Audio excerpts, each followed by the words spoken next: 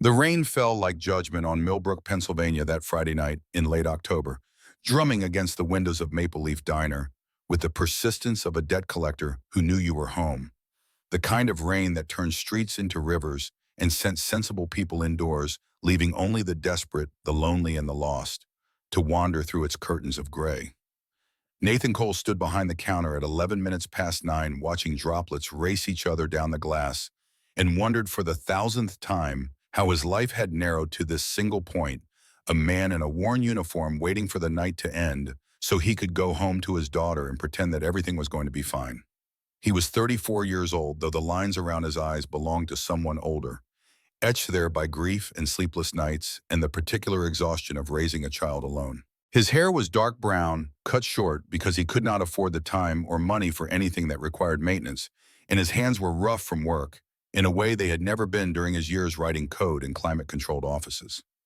Those hands had once danced across keyboards building software for a company in downtown Philadelphia, earning a salary that seemed modest at the time but now felt like a fortune from another life. Health insurance, a 401k, the quiet assumption that tomorrow would be better than today. Then Sarah died, and the architecture of his existence collapsed like a condemned building. The diner sat at the edge of town where Maple Street surrendered to County Road, a single-story building with a flat roof and windows that had not been updated since the Reagan administration.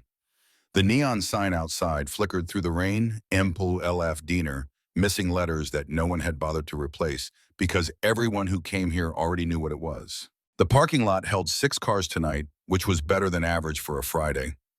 3 belonged to truck drivers killing time before their next haul, their rigs parked in the gravel lot behind the building. One was Nathan's, a 15-year-old Honda Civic with 180,000 miles and brakes that needed replacing. The other 2 belonged to regulars whose stories Nathan knew by heart. Inside, the air smelled of coffee and grease and the particular staleness of a place that had absorbed decades of cigarette smoke before the ban. Red vinyl booths lined the walls, their seats patched with duct tape in places, and a long formica counter stretched across the front with 12 stools bolted to the floor. The fluorescent lights hummed overhead, casting everything in a pale glow that made people look tired even when they were not. Maple Leaf Diner was not a destination. It was a way station for people passing through or people who had nowhere else to go. Nathan had become one of those people 5 years ago, and sometimes he forgot there had ever been anything else. Bill Harrigan sat at his usual spot at the counter, third stool from the left, nursing his 4th cup of coffee and telling a story Nathan had heard twice before. Bill was 58, a long-haul trucker, with a face like weathered leather and hands the size of dinner plates. He wore the same trucker cap every time he came in, faded blue, with a logo so worn Nathan could no longer read. It pushed back on his head at an angle that made him look perpetually surprised. So there I am, right middle of nowhere, Montana, and the snow is coming down so hard I can barely see the hood of my own rig. Bill's voice carried across the empty diner gravelly from years of cheap cigarettes. I'm hauling 40,000 pounds of refrigerators. Refrigerators, can you believe it? To some warehouse in Billings, and my dispatch is on the radio telling me to keep moving because the customer is threatening to cancel the contract. Nathan refilled Bill's cup, nodding in the right places. The story ended with Bill pulling over to wait out the storm, despite dispatch's protests and a guardrail that had been destroyed by a semi that tried to push through.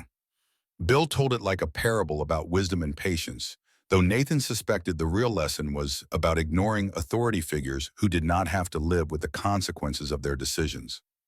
You worry too much, you know that, Bill was saying, waving his hand in that dismissive gesture Nathan had come to recognize as affection.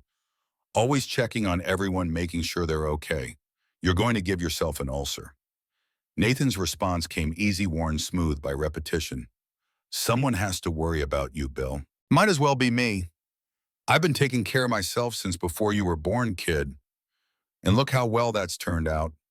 Bill laughed, a deep rumble that shook his shoulders and pushed his whiskey glass away from the edge of the counter. Nathan had been watching that glass all night, tracking how many fingers Bill poured from the flask he thought no one knew about. 3 so far, which was 2 more than Nathan liked to see before Bill climbed back into an 18-wheeler. You're going to fall asleep at the wheel if you keep drinking, Nathan said, keeping his voice light. Not an accusation, not a judgment, just a fact offered between friends. Bill's hand hesitated over the flask in his jacket pocket, then withdrew empty. Fine, but only because you asked nice.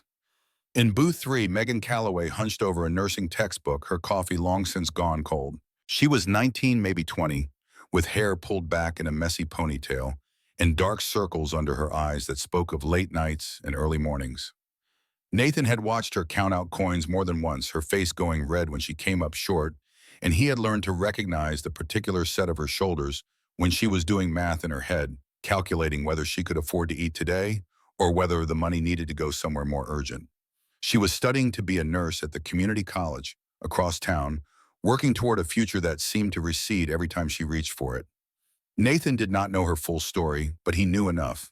Single mother, maybe, or aging parents who needed care, or simply the accumulated weight of being young and poor in a country that had no patience for either. She came in every Thursday and Friday night, ordered the cheapest thing on the menu, and stayed until closing because the diner was warmer than wherever she lived and the light was better for reading.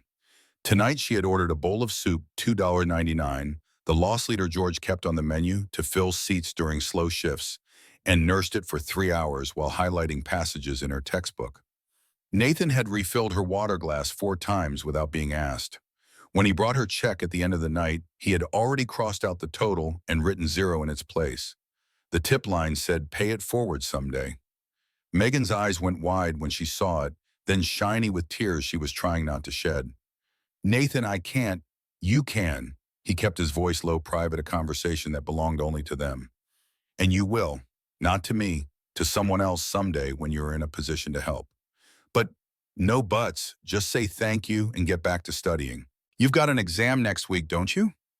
She nodded, wiping at her eyes with the back of her hand. "Pharmacology. It's killing me." "You'll pass, you always do." He gathered the check and the empty soup bowl, tucking both against his chest. "And Megan, you're going to be a great nurse, I can tell." He walked away before she could argue, before gratitude could turn into embarrassment, or embarrassment into pride. That was the trick he had learned over 5 years of small kindnesses.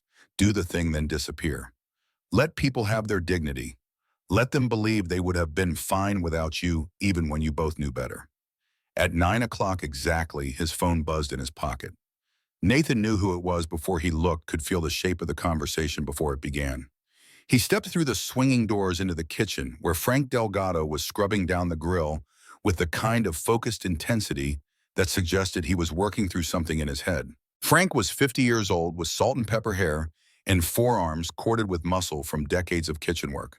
He had been cooking professionally since he was 16, moving through diners and restaurants and hotel kitchens with the restless energy of someone who had never quite found the place he was supposed to be.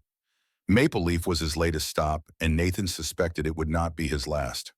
Frank was too talented for this place, too ambitious, too hungry for something more. But for now, he was here, and he had become the closest thing Nathan had to a friend. "It's Grace," Nathan said, holding up his phone.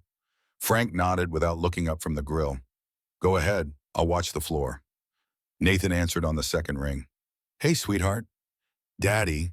Grace's voice came through small and sleepy, stretched thin by the miles between them.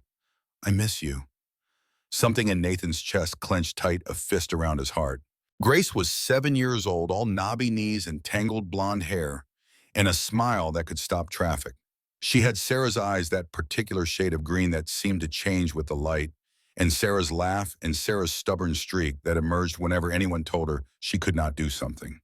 She was the best thing Nathan had ever done, the only good thing to come out of the worst year of his life, and every night he spent away from her felt like a small betrayal. "I miss you too, baby. When are you coming home?" "Not until late, but Mrs. Patterson is right next door if you need anything, remember." "I know." A pause filled with the soft sounds of a child settling into bed. "I just wanted to say goodnight." "Good night, Grace. I love you to the moon and back. I love you to the moon and back and around again." It was their ritual, the call and response they had developed in the months after Sarah died, when Grace could not fall asleep unless she knew exactly how much she was loved. "Daddy." "Yeah, baby. Will you check on me when you get home, even if I'm sleeping?" "Always, every single night, I promise." "Okay. Good night." "Good night, sweetheart." Nathan stood in the kitchen for a long moment after she hung up, staring at the cracked tile floor and listening to the hum of the industrial refrigerator. 5 years of this, 5 years of missed bedtimes and school plays and the sound of her breathing in the next room. 5 years of working nights so he could be there during the days, trying to compress an entire childhood into the hours between breakfast and dinner. Sarah used to say he was the best father she knew. She would hold Grace against her chest and look at Nathan with such complete trust, such absolute certainty that they were building something beautiful together. He wondered what she would think, now seeing him in this kitchen, in this uniform, counting out tips at the end of every shift and praying they added up to enough. He wondered if she would still be proud. The kitchen doors swung open and Frank stuck his head through. "You okay?" "Yeah." Nathan straightened, tucking his phone back into his pocket. "Just needed a minute." "Take all the time you need. It's dead out there anyway." Frank paused, something shifting in his expression. "Hey, you're doing good, you know that, with Grace, with all of it. Don't let anyone tell you different." Nathan did not know how to respond to that, so he just nodded and pushed back through the doors into the dining room. That was when he noticed the woman in the corner booth for the first time. She did not belong here. That much was obvious from 20 feet away, obvious in the way that a diamond does not belong in a pile of gravel. Her suit was black and sharp, the kind of tailored precision that cost more than Nathan's monthly rent.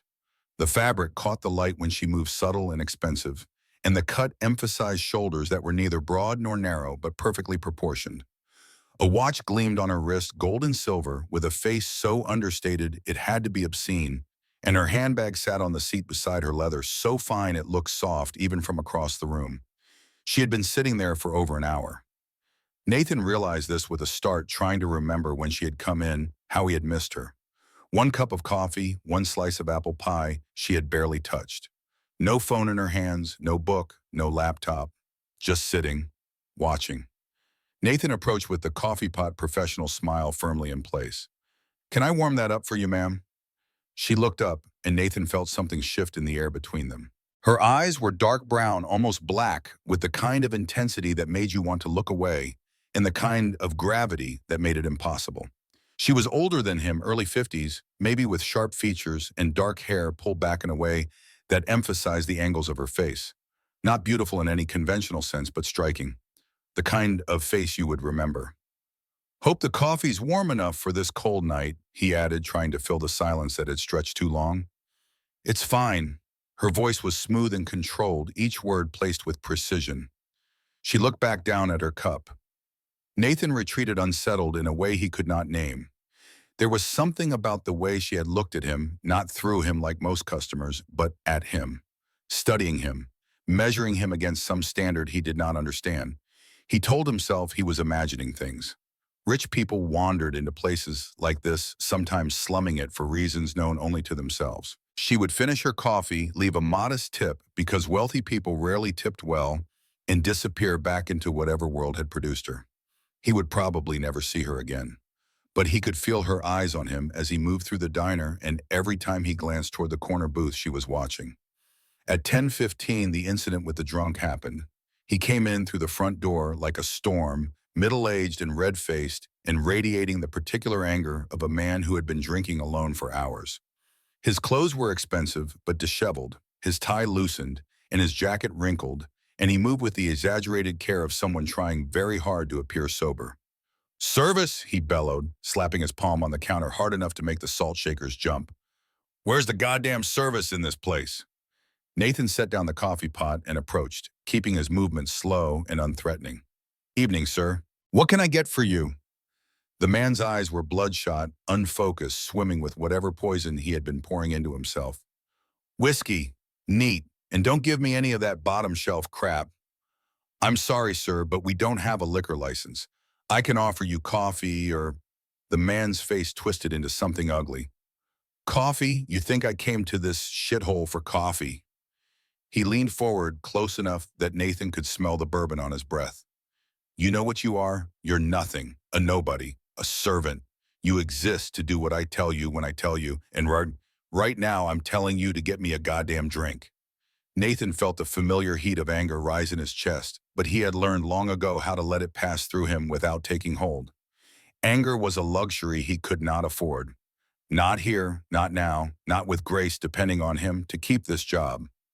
Sir, I understand you're having a difficult night. Why don't you sit down and I'll bring you some coffee on the house? It's cold out there and the man spat on Nathan's shoes. It happened so fast, Nathan almost did not register it. The gathering of mucus, the deliberate aim, the wet impact against the leather he had polished that morning. The diner went silent. Bill half rose from his stool. Frank appeared in the kitchen doorway, dish rag clenched in his fist. That's what I think of your coffee, the man said, his voice dripping with contempt. And that's what I think of you, servant. Peasant.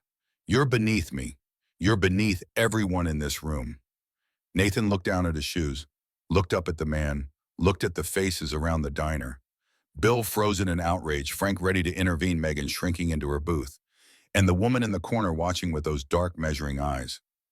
Nathan reached into his pocket and pulled out a clean napkin. He crouched down slowly, deliberately, and wiped the spit from his shoes. Then he straightened, tucked the napkin away, and met the man's eyes. Sir, I can see you're going through something tonight. Something painful.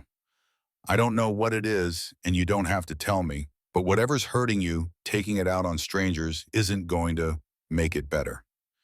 Nathan's voice was quiet, calm, almost gentle. Why don't you sit down? Let me call you a cab. The coffee's on me, and you can take as long as you need. The man stared at him, mouth working, something shifting behind those bloodshot eyes. The anger was still there, but underneath it, Nathan could see something else. Something broken. My wife left me. The words came out ragged, torn from somewhere deep. This morning. Took my son. Said I was never home. Said I cared more about money than about them. Said, his voice cracked. She was right. God help me. She was right about all of it. I'm sorry. Nathan meant it. That's a hard thing to carry. I've been drinking since noon. Couldn't go home. Couldn't face the empty. The man's legs buckled and Nathan caught him before he could hit the floor, guiding him onto the nearest stool with an arm around his shoulders. Okay, okay. You're okay. Nathan nodded to Frank, who was already moving toward the phone. We're going to get you a cab. You're going to go home and sleep this off. And tomorrow when your head is clear, you're going to call your wife. Not to yell, not to argue, just to listen. Can you do that? The man nodded, tears streaming down his face. I'm sorry about your shoes, about what I said. I didn't mean. I know, it's already forgotten. Nathan stayed with him until the cab arrived, a yellow beacon cutting through the rain. He paid the fare from his own tips, $23, that would have gone toward Grace's school supplies, and helped the man into the back seat. Just before the door closed, the man grabbed Nathan's hand. You're a good man, better than I deserve. Everyone deserves kindness, sir, even when they forget to ask for it nicely. The cab pulled away and Nathan stood in the rain for a moment, letting the water soak through his uniform. When he turned back to the diner, the woman in the corner booth was still watching. Her expression had not changed, but something in her eyes had shifted. Recognition, maybe, or assessment. Nathan went back inside and finished his shift. At 10:30, she stood and walked to the counter. Nathan met her at the register, punching in her order with practiced efficiency. Just the coffee and pie. Yes. The total came to $8.50. She handed him a credit card without a word, black metal, heavy in his hand, the kind of card that had no limit because its owner did not need one. He ran it, gave her the receipt to sign. She signed it with a pen that probably cost more than his car payment, left the merchant copy on the counter, and walked out into the rain. Nathan looked down at the receipt. The tip line was empty, zero. He felt the disappointment settle low in his gut, familiar and expected. Rich people rarely tipped well. They thought the meal was enough, thought their presence was a gift, thought the staff should be grateful for the opportunity to serve them. He had learned not to take it personally, but tonight it stung more than usual. Tonight, after everything, a zero felt like a judgment. He folded the receipt and moved to clear her table. That was when he saw the envelope. It sat beneath the edge of the plate, white and crisp, folded once. On the outside, in precise handwriting, for the waiter who remembers names. Nathan picked it up. His hands were shaking, though he could not say why. The paper was expensive, heavy stock with a subtle texture, the kind used for formal correspondence. He turned it over, half expecting it to be empty, some kind of cruel joke. Inside was a single sheet of paper and a business card. The paper read, "I need to see you. This is not charity. This is a proposal. Come to Sinclair Industries tomorrow at 10 a.m. Ask for Eleanor Sinclair. Don't ignore this." The business card was embossed with gold lettering on cream stock. Eleanor Sinclair, CEO Sinclair Industries. Nathan knew that name. Everyone did. She was in the news constantly. Forbes, Wall Street Journal, CNN, the kind of person whose movements were tracked and analyzed by people who cared about such things. Sinclair Industries was one of the largest technology and investment firms on the East Coast, an empire built from nothing by a woman who had started in a garage and ended up owning half of Philadelphia's skyline. Eleanor Sinclair was worth $4 billion, give or take, and she had just sat in his diner for over an hour, left zero tip, and told him to come see her. His first thought was that it was a prank, some elaborate setup for a hidden camera show or a bet between bored rich people. His second thought was that it was a scam identity theft, maybe, or some kind of con that would leave him worse off than before. But the card felt real, the weight of it, the quality, the precise handwriting on the envelope, and the way she had watched him all night, those dark eyes tracking his every move like she was cataloging data for some purpose he could not fathom. Nathan slipped the note and card into his pocket and finished his shift in a daze. The rain had not stopped by the time he got home. If anything, it was coming down harder, sheets of water that turned the parking lot of his apartment complex into a shallow lake. Nathan ran from his car to the entrance key, already in hand, and climbed the 2 flights of stairs to apartment 2B. The door was locked. Mrs. Patterson, the elderly widow who lived next door and watched Grace during Nathan's shifts, had gone home hours ago, leaving a note on the kitchen counter. Grace went down easy. "Called for you once around 9 but fell back asleep. Casserole in the fridge if you're hungry." Nathan stood in the dark kitchen reading the note by the light from the stove clock. 2:47 a.m. The apartment was silent except for the rain against the windows and the soft hum of the refrigerator. He left his wet shoes by the door and padded down the short hallway to Grace's room. She was asleep, curled around a stuffed rabbit that had been with her since she was born. Sarah had bought it 3 days before the due date, convinced they were having a boy, and had laughed when Grace came out pink and screaming and absolutely perfect. The rabbit was gray now, worn thin in places, one ear reattached with careful stitching after an incident with the neighbor's dog. Grace called it Mr. Buttons for reasons she had never explained. Nathan stood in the doorway and watched his daughter breathe. In sleep, she looked so much like Sarah it made his chest ache. The curve of her cheek, the way her lips parted slightly, the small furrow between her brows that meant she was dreaming. He loved her with a ferocity that frightened him sometimes. A love that had no bottom, no edges, no conditions. He would die for her without hesitation, would kill for her if necessary, would burn down the entire world if it meant keeping her safe. This was what Sarah had given him in her absence, this terrible, beautiful, all-consuming love that made every sacrifice worthwhile and every failure devastating. "I'm trying," he whispered to the dark room. "God, Sarah, I'm trying so hard." Grace stirred but did not wake. Nathan backed out of the room, pulling the door almost closed, leaving a crack for the hallway light to spill through. In the kitchen, he poured himself a glass of water and sat down at the small table that served as desk, dining room, and homework station. His laptop was open to the email he had received that afternoon, the one he had been avoiding since it arrived. From Millbrook Elementary School. Administration subject important. Update on tuition. Dear Mr. Cole, we are writing to inform you of changes to our enhanced learning program effective next semester. Due to rising operational costs and our commitment to providing the highest quality education for our students, tuition will increase from $1,200 to $2,500 per semester. We understand this may present a financial challenge for some families. Please contact our administrative office to discuss payment plan options or financial assistance programs. We thank you for your continued support of Millbrook Elementary and your commitment to your child's education. Nathan read the email for the 4th time as if the numbers might change if he stared at them long enough. $2,500. His bank account had $340 in it, and payday was still a week away. Grace could not transfer schools. She had friends here, real friends, the kind of connections that took years to build. Her teachers knew, understood her learning style, had helped her through the terrible months after Sarah's death, when she would not speak and would not eat and would not let anyone touch her except Nathan. Millbrook Elementary was the only stable thing in her life. He could not take that away from her, but $2,500. Where was he supposed to find $2,500? The note in his pocket felt heavy. He pulled it out and read it again, the words burning into his brain. I need to see you. This is not charity. This is a proposal. Come to Sinclair Industries tomorrow at 10 a.m. What kind of proposal? What could a billionaire possibly want from a waiter in a rundown diner? Nathan thought about ignoring it. Throwing the note away, forgetting the whole strange encounter, going back to his life of double shifts and careful budgeting, and prayers that the car would hold together for one more month. Rich people did not help poor people without wanting something in return. That was how the world worked. He had learned that lesson the hard way in the months after Sarah's death, when credit card companies called daily and the insurance company found reasons to delay payment, and everyone he had thought was a friend discovered pressing business elsewhere.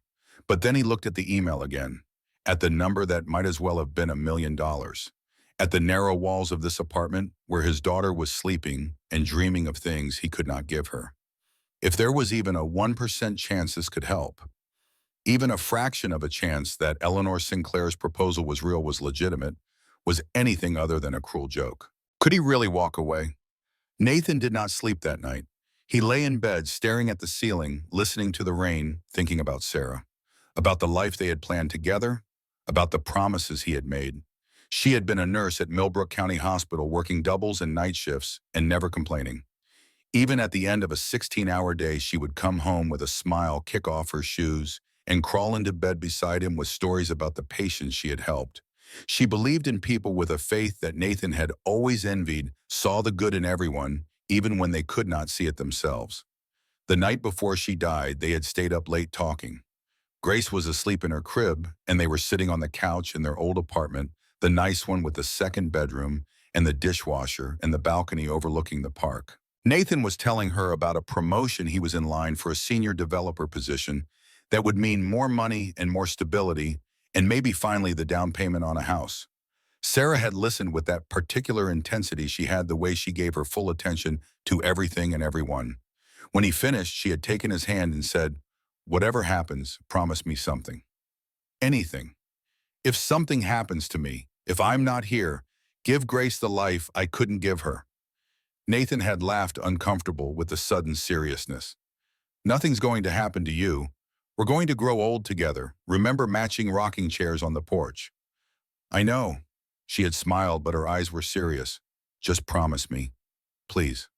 I promise." She had kissed him then, and they had made love for the last time, though neither of them knew it. The next morning she left for work, and 8 hours later a refrigerator truck ran a red light on Highway 76, and Sarah Cole was pronounced dead at the scene. Nathan had been trying to keep his promise ever since. 5 years of trying, and still he was not sure if he was succeeding or failing. At 6 in the morning, Grace crawled into his bed.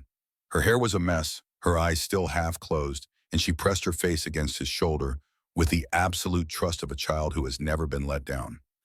"Daddy, did you sleep well?" "I did, sweetheart." The lie came easy. Protecting her from his troubles was second nature now. "I had a dream about Mommy." Grace's voice was soft, muffled against his shirt. "She said she was proud of us." Nathan's throat closed. He pulled her closer, breathing in the smell of her hair, strawberry shampoo, the expensive kind he bought because Sarah used to use it. "She is, baby. I know she is." "Are you going to work today?" "Not until tonight." "We've got the whole day together?" Grace smiled, and something in Nathan's chest loosened. This was why he did it. All of it. The long nights, the aching feet, the customers who looked through him like he was furniture. This smile, this moment, this child who still believed in him. "Can we make pancakes?" "We can make whatever you want." They made pancakes together, Grace standing on her step stool to stir the batter while Nathan supervised. She was getting better at cracking eggs, though shells still sometimes made it into the bowl. They ate at the small table with maple syrup and butter, and Nathan tried not to think about the email or the note or the decision waiting for him.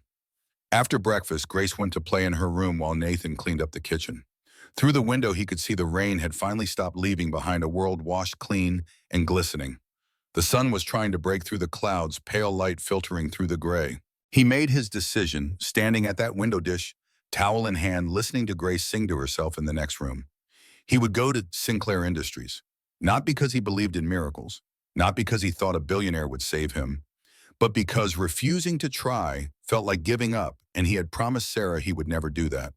The building was 40 stories of glass and steel, the kind that reflected clouds and made you feel small just looking at it. Nathan stood on the sidewalk across the street for 10 minutes before he worked up the courage to cross, watching people in expensive suits flow in and out through revolving doors, talking on phones and checking watches, and moving with the particular confidence of those who had never questioned their right to be anywhere. He was wearing the only suit he owned, the one from his wedding 7 years ago. It was too tight in the shoulders now. He had lost weight in the years since Sarah's death, the wrong kind of weight muscle melting away as stress ate at him from the inside, and the pants were a little short and the tie was slightly out of style. But it was the best he had. Grace had helped him pick it out that morning, solemn and serious as she evaluated his options. "You look handsome, Daddy," she had said, and he had tried to believe her. The lobby of Sinclair Industries smelled like expensive cologne and fresh flowers. The floors were marble white, streaked with gray, polished to a shine that reflected the massive chandelier overhead. A reception desk sat in the center of the space, staffed by two women in matching blazers who looked like they had never encountered a problem they could not solve. Nathan approached his shoes, squeaking against the floor in a way that seemed obscenely loud. "I'm here to see Eleanor Sinclair." His voice came out rougher than he intended. The receptionist, young blonde with a smile that did not reach her eyes, looked up from her computer. "Do you have an appointment?" "She asked me to come. My name is Nathan Cole." Something shifted in the receptionist's expression. She picked up her phone, murmured something Nathan could not hear, listened for a moment, then hung up. When she looked at him again, there was surprise where skepticism had been. 38th floor, the elevator on the left. Nathan nodded and walked toward the elevators, feeling eyes on him from every direction. He did not belong here. Everyone could see it. His cheap suit, his scuffed shoes, the way he moved like he was expecting someone to stop him at any moment. The elevator was paneled in dark wood with a mirror on the back wall that showed Nathan exactly how out of place he looked. He watched the numbers climb 10, 15, 20 and tried to calm his breathing. What was he doing here? What could Eleanor Sinclair possibly want from him? The doors opened onto a hallway of glass and polished steel. A young man in an expensive suit was waiting, hands clasped in front of him, expression professionally neutral. "Mr. Cole, right this way." They walked past offices where people sat at desks that probably cost more than Nathan's car, past conference rooms with views that stretched to the horizon, past a break room with the espresso machine that looked like it belonged in a spaceship. Everyone they passed glanced at Nathan with the same expression: curiosity, assessment, dismissal. He was a novelty, an anomaly, something to be observed and then forgotten.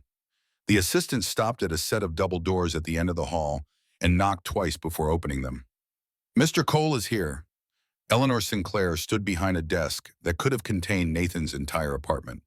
The office was massive, all clean lines and natural light. Windows ran from floor to ceiling, looking out over the city like the view from a throne room. The walls held no art, no photographs, nothing personal, just white space and angles, and the kind of deliberate minimalism that only the very wealthy could afford. She wore a different suit today, charcoal gray with a subtle pinstripe, and her hair was pulled back in a way that made her look sharper than she had in the diner. More powerful, more dangerous. "Thank you, Michael." Her voice carried across the space, smooth and controlled. The assistant nodded and withdrew, closing the doors behind him. Eleanor gestured to the chairs across from her desk. "Please, sit." Nathan sat, gripping the arms of the chair to keep his hands from shaking. Up close, Eleanor Sinclair was even more intimidating than she had been from across the diner. There was something about her presence that demanded attention, that filled the room and left space for nothing else. She did not sit immediately. Instead, she walked to a small table near the window where a coffee maker sat, expensive, the kind that ground beans fresh. "Coffee? Sure." She made 2 cups in silence, moving with the precision of someone who did everything deliberately. It struck Nathan as strange watching a billionaire pour coffee. He had expected servants, assistants, an army of people whose job was to ensure Eleanor Sinclair never had to lift a finger. She brought both cups to the desk and sat across from him, pushing 1 cup forward. Her eyes met his over the steam, and Nathan felt again that sense of being measured. evaluated. Thank you for coming. Her voice was calm, almost gentle. I wasn't sure you would. Nathan wrapped his hands around the cup. It was warm, solid, real in a way the rest of this felt impossibly unreal. With all respect, Miss Sinclair, why am I here and why the zero tip? Something flickered in her expression, amusement maybe or approval. The tip was a test. I needed to see how you would react to being overlooked. Heat flared in Nathan's chest. You tested me like some kind of experiment. Yes. She did not flinch from his anger, did not look away.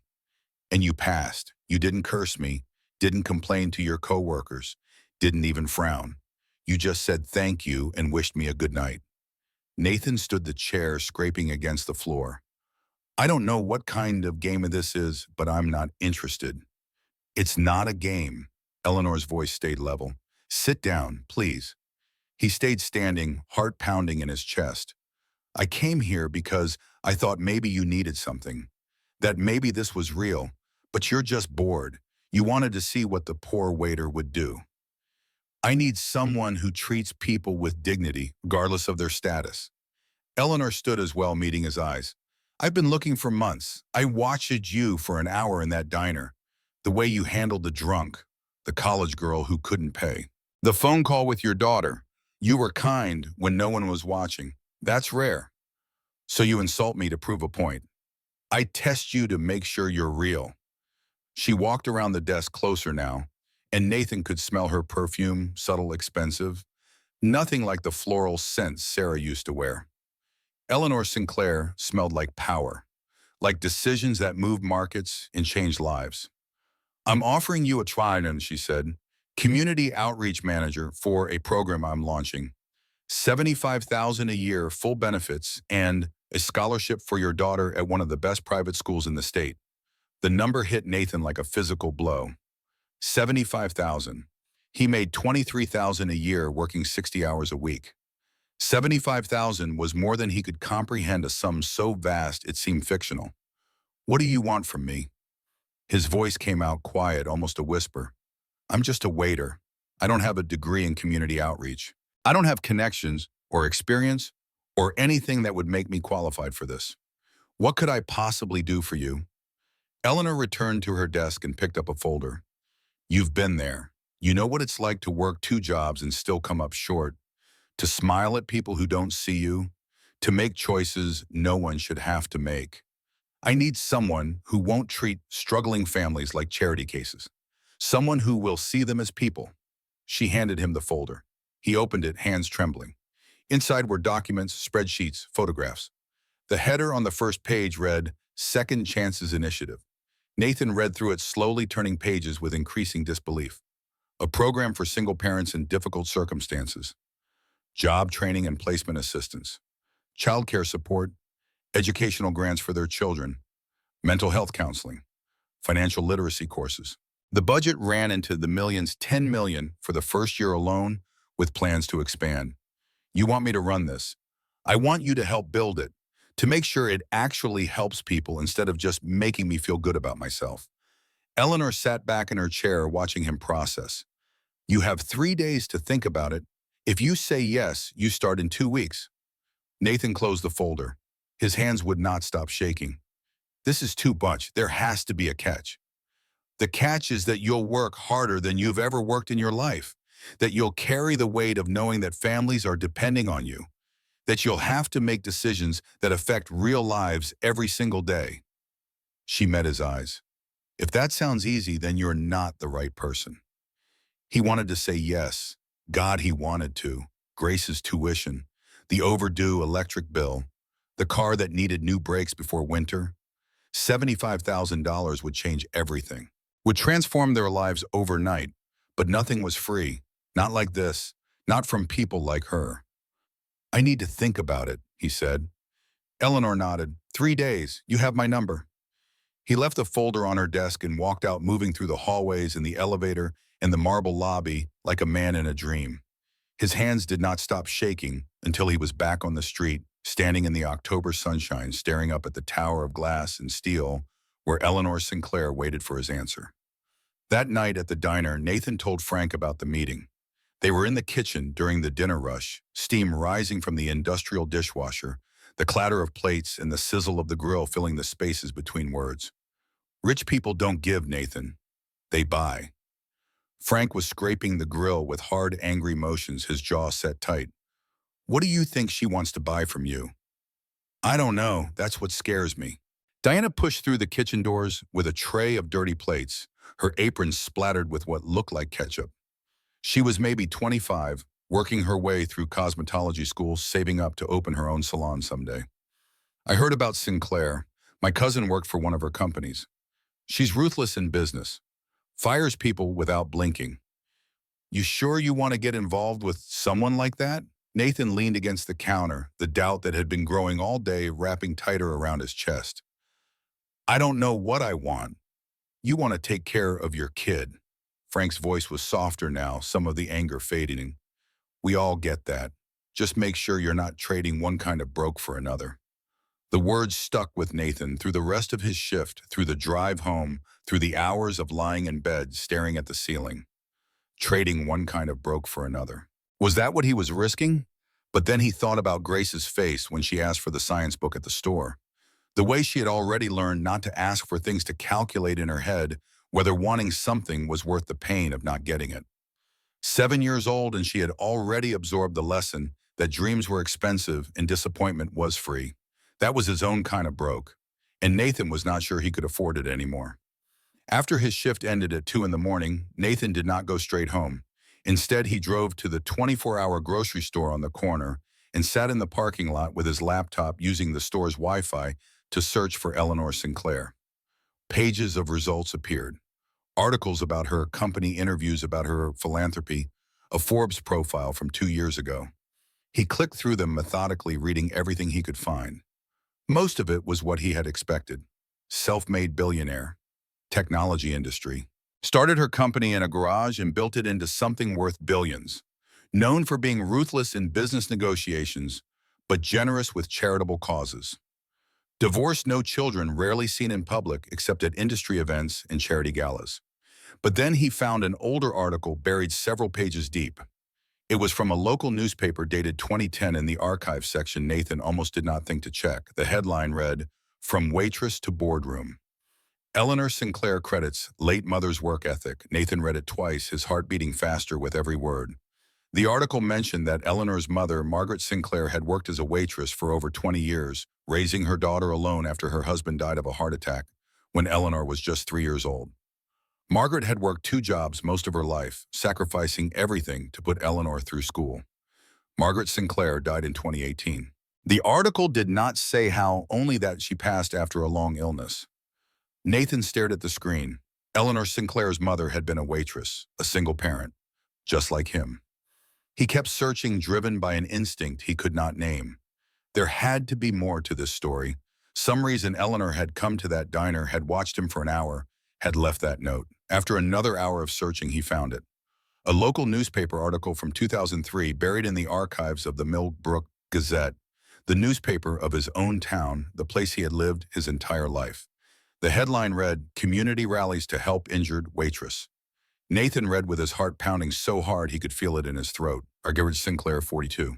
A waitress at Morton's Diner in Millbrook was seriously injured last week when a drunk driver struck her vehicle on her way home from work. She suffered a broken back and will require multiple surgeries. Her daughter Eleanor, at 18, is reportedly devastated and worried about the mounting medical costs. But the community has rallied around the family. A local construction worker, Robert Cole, who regularly ate breakfast at Morton's, organized a fundraiser at the town hall. The event raised over $30,000, enough to cover most of Mrs. Sinclair's medical expenses. "Maggie always remembered my name," Mr. Cole said when asked why he organized the effort. "She asked about my son every morning, even when I could barely afford to tip her. When someone treats you with that kind of dignity, you pay it back. That's just how the world should work." Nathan read the name again. Robert Cole. His grandfather's name was Robert Cole. He scrolled down looking for more and found a photograph accompanying the article. 2 people standing in front of a banner that read, "Millbrook Cares." One was a woman in her early 40s, thin and tired, but smiling, her arm in a sling. The other was a man Nathan would have recognized anywhere.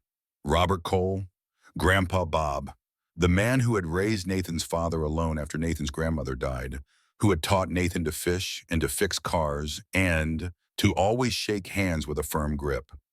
The man who had sat Nathan down after Sarah's death and told him that grief was a journey, not a destination, and that the only way through it was through. The man who had died 4 years ago peacefully in his sleep 2 weeks before his 82nd birthday.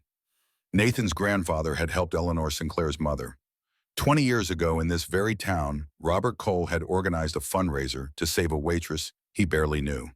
And now Eleanor Sinclair was sitting in a diner watching his grandson pour coffee, leaving notes about proposals and second chances.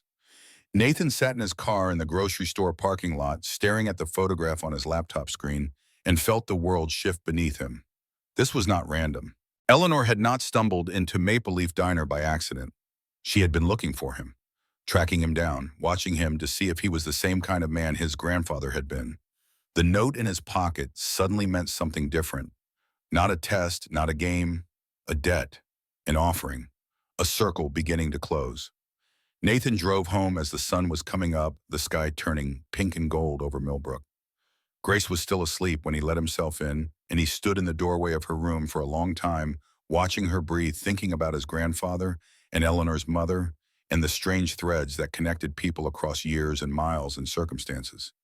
He thought about Sarah, too, about her belief in people, about the promise he had made. At 7 in the morning, Nathan called the number on Eleanor's card. She answered on the first ring as if she had been waiting. "Mr. Cole, I need to know the real reason." No introduction, no pleasantries. "Why me?" "The actual reason." There was a long silence on the other end of the line. Then, "Come back to my office, 2 o'clock. He was there at 1:45. This time Eleanor met him in the lobby herself. She was wearing a simpler outfit today. Dark slacks, a cream blouse, minimal jewelry, and something about her seemed less guarded, more human. She led him not to her office, but to a smaller conference room, one with a single window and a view of the parking garage instead of the skyline. The furniture was simpler here, the space more intimate. This was a room for private conversations, not power plays. Eleanor sat across from him at the table. For the first time since Nathan had met her, she looked uncertain. "My mother's name was Margaret." Eleanor's voice was steady, but her hands were folded tight on the table. "She raised me alone. My father died of a heart attack when I was 3. She worked as a waitress at a place called Morton's Diner, right here in Millbrook. 2 shifts a day, sometimes 3. She was exhausted all the time, but she never complained. Not once." Nathan listened, not interrupting. Outside the window, clouds moved across the sun, sending shadows rippling across the floor. "When I was 18, she got hit by a drunk driver on her way home from work. Broke her back. 3 surgeries, months of physical therapy. We had insurance, but it wasn't enough. We were going to lose everything." Eleanor's voice remained controlled, but something trembled beneath the surface. An old pain, barely contained. "There was a man who used to come into Morton's every morning. My mother said he was poor, a construction worker, could barely afford breakfast. But when he heard what happened, he organized a fundraiser. Got the whole neighborhood involved. Raised enough to cover most of the bills." She looked out the window at the gray sky and the gray concrete and the cars moving silently below. "My mother tried to find him after she recovered. Wanted to thank him, pay him back somehow. But he was gone. Moved away, someone said. She never got to thank him. It bothered her for the rest of her life." Eleanor turned back to Nathan, her dark eyes meeting his. His name was Robert Cole. Nathan felt the words hit him like a physical blow, even though he already knew. Hearing her say it made it real in a way his late-night research had not. "My grandfather. He died 5 years ago. I found out too late." For the first time, there was a crack in Eleanor's voice. "I'd been looking for him for years after I made my money. I wanted to pay back everything he did for my mother. But by the time I tracked him down, he was gone. So you found me instead." "I found you because you're his grandson, but I stayed because of what I saw in that diner." Eleanor leaned forward, her intensity filling the space between them. "My mother used to say that Robert Cole always remembered her name, even though she was just the woman who poured his coffee, even though he had nothing and she had less. He saw her as a person, not as a servant." She reached into her pocket and pulled out a photograph, old crease, the colors faded. Nathan recognized it immediately, the same photo he had found online, his grandfather and Eleanor's mother, standing in front of the Millbrook Cares banner. You do the same thing, Eleanor said quietly. You see people, you remember their names. You treated that drunk last night with more dignity than most people would treat their own family. That's not something you can teach. It's not something money can buy. It's in you the same way it was in your grandfather. Nathan took the photograph with trembling hands. His grandfather looked young in the picture, younger than Nathan was now. There was a strength in his face, a quiet confidence that Nathan remembered from his childhood. Grandpa Bob, who always had time for him, who taught him that real men were kind, not cruel, who died peacefully in his sleep before Nathan could tell him that he had become a father, that he had named his daughter Grace, that he was trying so hard to be the kind of man his grandfather would be proud of. This is about your mother, Nathan said, his voice rough. This is about honoring what she valued, what she taught me. Eleanor's voice was firm now, the uncertainty gone. I'm not choosing you because you're poor, Nathan. I'm choosing you because you're good. There's a difference. Nathan wanted to believe her, wanted it with an intensity that surprised him. For 5 years, he had believed that the world was transactional, that kindness was weakness, that the only person he could rely on was himself. But here was Eleanor Sinclair, one of the richest women in America, sitting across from him in a conference room and talking about his grandfather like he was a hero. What if I fail? The words came out before Nathan could stop them. What if I'm not good enough? My mother wasn't good enough by society's standards. Eleanor's voice was gentle now, almost tender.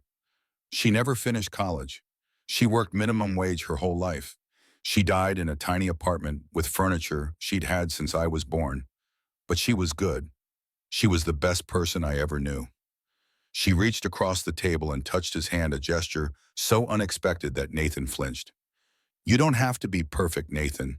You just have to care. The rest we'll figure out together. Nathan looked at the photograph in his hands, at his grandfather's face, at the banner behind them. Millbrook Cares. 20 years ago, Robert Cole had helped a stranger because it was the right thing to do. He had not expected anything in return, had not known that his act of kindness would ripple forward through time, touching lives he would never see. And now that ripple had reached Nathan, had brought him to this room, this moment, this choice. I need to talk to my daughter, he said finally. Eleanor nodded, of course. That evening, Nathan made Grace her favorite dinner, mac and cheese from a box with hot dogs cut up in it. It was not fancy, not nutritious, not anything a parenting book would recommend, but it was what Sarah used to make on special occasions, and the smell of it always made Grace smile. They ate at the small table, knees almost touching in the cramped kitchen, and Nathan watched his daughter devour her food with the unself-conscious joy of a child who had not yet learned to worry about carbs or calories or any of the thousand things adults use to torture themselves. Grace, I need to talk to you about something important. She looked up, a string of cheese hanging from her chin. Okay, Daddy. Nathan wiped her face with a napkin, buying himself time to find the right words. Someone offered Daddy a new job. A really good job with more money than we've ever had. It would mean I could be home for dinner every night. I wouldn't have to work at the diner anymore. Well, maybe just one night a week, but not every night. Grace's eyes went wide. Really? Really, but it's a big decision, and I wanted to ask you what you think. She considered this with the seriousness of a judge weighing evidence. Would we have to move? No, baby. Same apartment, same neighborhood. Same school, same friends, same everything, except Daddy would be around more. A smile spread across Grace's face, so bright it was almost blinding. Then you should do it, Daddy. I miss you at dinner. Nathan felt his throat close. He pulled her into his arms, holding her tight against his chest, breathing in the strawberry smell of her hair. I miss you too, sweetheart, every single night. So you'll take the job? I think I will. Yes. Grace pulled back her green eyes, Sarah's eyes meeting his. Mommy would be proud of you, Daddy. I know she would. Nathan could not speak, could only nod and hold his daughter and let the tears come. Later, after Grace was asleep, Nathan sat on the couch with his laptop and the photograph Eleanor had given him. He had spent the last hour going through old photo albums, comparing pictures, confirming what he already knew. The man in the photograph was definitely his grandfather. The woman was definitely Eleanor's mother, and the connection between them, the act of kindness that had changed both their lives, was definitely real. Nathan thought about everything that had led to this moment. His grandfather's breakfast at Morton's Diner, a drunk driver on a dark road, a fundraiser at the town hall, a woman who never got to say thank you, and then 20 years later, a billionaire in a corner booth watching a waiter pour coffee, looking for something she had lost. The story was almost too perfect, too neat, like something out of a movie where everything happened for a reason and every thread eventually connected. But life was not a movie. Life was messy and random and cruel, full of accidents and coincidences and near misses. Sarah had died on a Tuesday afternoon because a truck driver was running late and decided to run a red light. There was no reason, no purpose, no grand design, just chaos wearing the mask of fate. And yet, and yet here Nathan sat holding a photograph of his grandfather, about to accept a job from a woman whose mother had been saved by that same grandfather's kindness. Maybe it was not fate. Maybe it was not destiny. Maybe it was just one of those strange, improbable things that happen sometimes when the universe decided to be kind. Or maybe, and this thought came to Nathan, slowly rising up from somewhere deep, maybe kindness was its own kind of fate. Maybe every act of generosity, every moment of grace, every time someone chose to see another person as worthy of help, maybe all of those moments were seeds planted in soil that would not bear fruit for years or decades or generations. Robert Cole had planted a seed in 2003 when he organized that fundraiser. He had not known what would grow from it, had not expected anything to grow at all. But the seed had taken root in Eleanor Sinclair's heart, and now 20 years later, it was bearing fruit that Nathan could almost taste. Give Grace the life I couldn't give her. Sarah's words echoed in Nathan's mind as clear as if she were sitting beside him. Maybe this was how he was supposed to do it. Not alone struggling and failing and barely surviving, but with help, with community, with the accumulated kindness of generations reaching back through time to lift him up. Nathan picked up his phone and called Eleanor's number. She answered on the second ring. "I'm in," he said, "but I have conditions." "I'm listening." Her voice was steady, unsurprised. 6 months trial period. I don't take the scholarship for Grace until I've proved I can do the job. I keep working one shift a week at the diner to remember where I came from. And every decision about the program goes through me. I'm not a figurehead. If I do this, I do it right. There was a brief silence. Then, "Deal. You're tougher than I thought. I learned from watching my wife work doubles. When can you start?" "2 weeks. I need to give George proper notice." "2 weeks." Eleanor's voice warmed slightly, the first hint of emotion Nathan had heard from her. "Welcome aboard, Nathan." He hung up and sat in the dark living room, listening to the sounds of the building settling around him. The refrigerator humming, a car passing on the street below, Grace's soft breathing from the next room. Somewhere in the silence, Nathan could almost hear his grandfather's voice speaking words that had shaped his childhood. The measure of a man isn't what he has, it's what he gives. Nathan had never fully understood that until now, had never grasped how a single act of generosity could ripple forward through time, touching lives that had not yet been lived. His grandfather had given what he could time energy organization, and in return, 20 years later, his grandson was being given a chance. The weight of that gift settled over Nathan like a blanket. It was not just money Eleanor was offering, not just an amount. It was a legacy, a continuation, a thread connecting him to his grandfather and his grandfather to Eleanor's mother, and all of them to something larger than themselves. He thought about the families he would be helping through the Second Chances initiative. Single parents like him struggling to make ends meet. Children like Grace learning too young that the world was not fair. People who had been overlooked and forgotten, who had started to believe that no one cared. He could not save all of them, could not fix every broken life or heal every wound. But maybe he could plant some seeds of his own. Maybe he could be, for someone else, what his grandfather had been for Margaret Sinclair, a stranger who saw them, who helped them, who made them believe that kindness still existed in the world. Maybe that was the real inheritance Robert Cole had left him. Not money, not property, not anything that could be measured or counted. Just this, the example of a life lived with open hands and an open heart. Nathan stood and walked to Grace's room. She was asleep, curled around Mr. Buttons, her face peaceful in the glow of the nightlight. He stood in the doorway and watched her breathe and made a silent promise. I will give you the life your mother wanted for you. I will work harder than I have ever worked. I will be the father you deserve. And someday when you are grown and the world has tested you, you will remember that kindness is never wasted, that every act of grace matters, that we are all connected across time and distance and circumstance by the simple choice to see each other as worthy of love. The next morning, Nathan called George at the diner and gave his 2 weeks' notice. George was understanding. He had known Nathan's situation for years, had cut him breaks when money was tight and shifts when Grace was sick. You're doing the right thing, George said, his gruff voice softened by something that might have been pride. That kid of yours deserves a father who's not dead on his feet. I'm going to keep one shift a week if you'll have me. Friday nights. You don't have to do that. I want to. This place, Nathan trailed off, searching for words. This place kept me alive when I didn't know how to keep going. I'm not ready to walk away completely. George was quiet for a moment. Then Friday nights. You've got 'em. The 2 weeks passed quickly, a blur of final shifts and paperwork and preparation. Eleanor sent over documents to review budgets, organizational charts, profiles of the nonprofit partners they would be working with. Nathan read everything twice, making notes in the margins, asking questions that sometimes surprised Eleanor with their insight. You understand this better than people with master's degrees in social work, she said during one of their planning calls. I understand it because I've lived it, Nathan replied. Every family you want to help, that was me 3 years ago. I know what they need because I needed it too.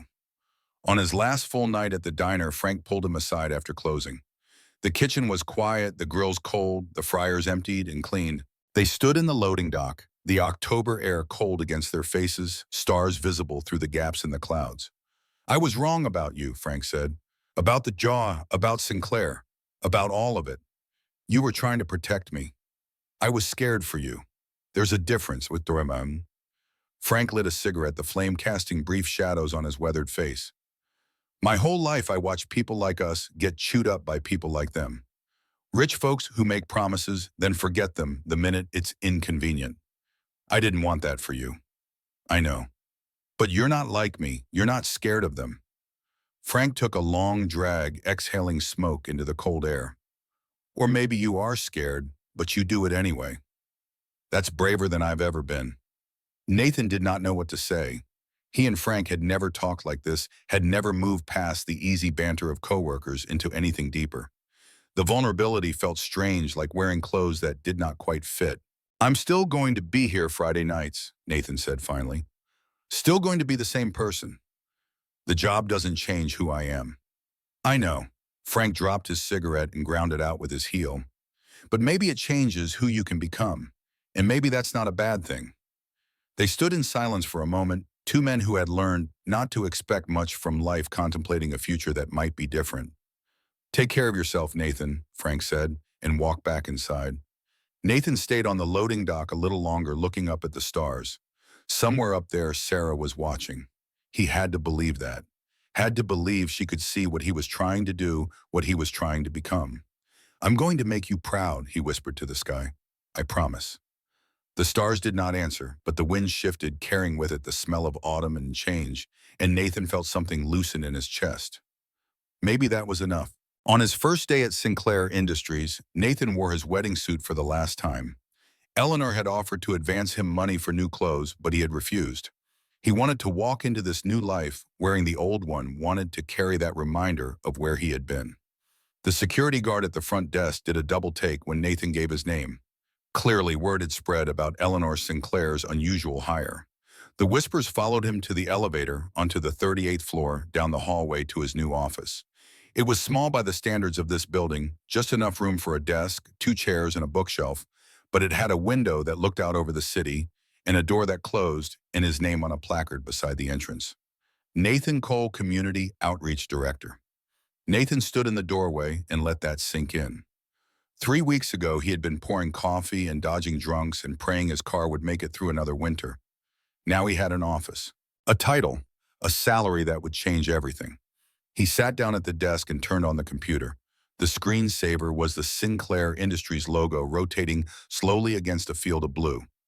He watched it for a moment, then opened the folder Eleanor had given him. Second Chances Initiative. This was real. This was happening. And starting today, he was responsible for making it work. There was a knock on his open door. He looked up to find Michael Eleanor's assistant standing in the doorway with a tablet in his hands. Ms. Sinclair asked me to give you this, your schedule for the first week. She's blocked out time for orientation meetings with the partner organizations and a session with HR to get you set up in the system. Thank you. Nathan took the tablet, scanning the dense calendar. Every hour was accounted for, every minute scheduled. This was going to be nothing like the diner. Also, Michael said, lowering his voice, a word of advice. The other executives, some of them aren't happy about your hiring. They think Ms. Sinclair is being, he searched for a diplomatic word, unconventional. You mean they think I don't belong here? Michael's expression was carefully neutral. I mean they're going to be watching you closely, looking for reasons to say they were right. I understand. Nathan set the tablet down on his desk. Thank you for the warning. Mr. Cole, Michael hesitated at the door. My mother was a single parent too. She worked 3 jobs to get me through college. People like us, we have to work twice as hard to get half as far. But we can do it. You can do it. Thank you, Michael. After he left, Nathan sat alone in his office and looked out the window. The city spread out before him, towers of glass and steel, thousands of lives unfolding in apartments and offices and cars. Somewhere out there were families like his single parents, struggling children going without people who had given up hope. He was going to find them. He was going to help them. And he was going to prove that Eleanor Sinclair had made the right choice. The first meeting of his first day was with the board of directors. Eleanor had warned him it would be intimidating, but nothing could have prepared him for the reality. The conference room was enormous, dominated by a table of polished mahogany that could have seated 20. The walls were lined with photographs of Sinclair Industries' achievements, groundbreakings and ribbon cuttings, and handshakes with politicians. The 12 board members sat in high-backed leather chairs, their combined net worth probably exceeding the GDP of small countries. Nathan took his place in a smaller chair near the end of the table, feeling every eye in the room on him. His wedding suit suddenly felt cheap and obvious, a costume rather than clothing. Richard Blackwood sat at Eleanor's right hand. He was 62 years old with silver hair swept back from a tanned face and eyes the color of slate. He had been on the board since before Eleanor took over, one of the original investors who had helped the company grow from a garage operation to a global enterprise. According to the briefing materials Nathan had studied, Blackwood owned 8% of Sinclair Industries, enough to make him very wealthy and very influential. He was also, according to Michael's whispered warnings, the loudest voice against the Second Chances initiative. This is a technology company, not a charity, Blackwood said within the first 5 minutes of the meeting, his voice carrying across the room. We're here to create value for shareholders, not to fund social experiments run by people with no relevant experience. He did not look at Nathan as he spoke, but the implication was clear. Eleanor's response was measured, controlled. The initiative is funded from my personal philanthropic budget, Richard. It doesn't affect shareholder returns. It affects our brand, our reputation. Blackwood leaned forward, his silver cufflinks catching the light.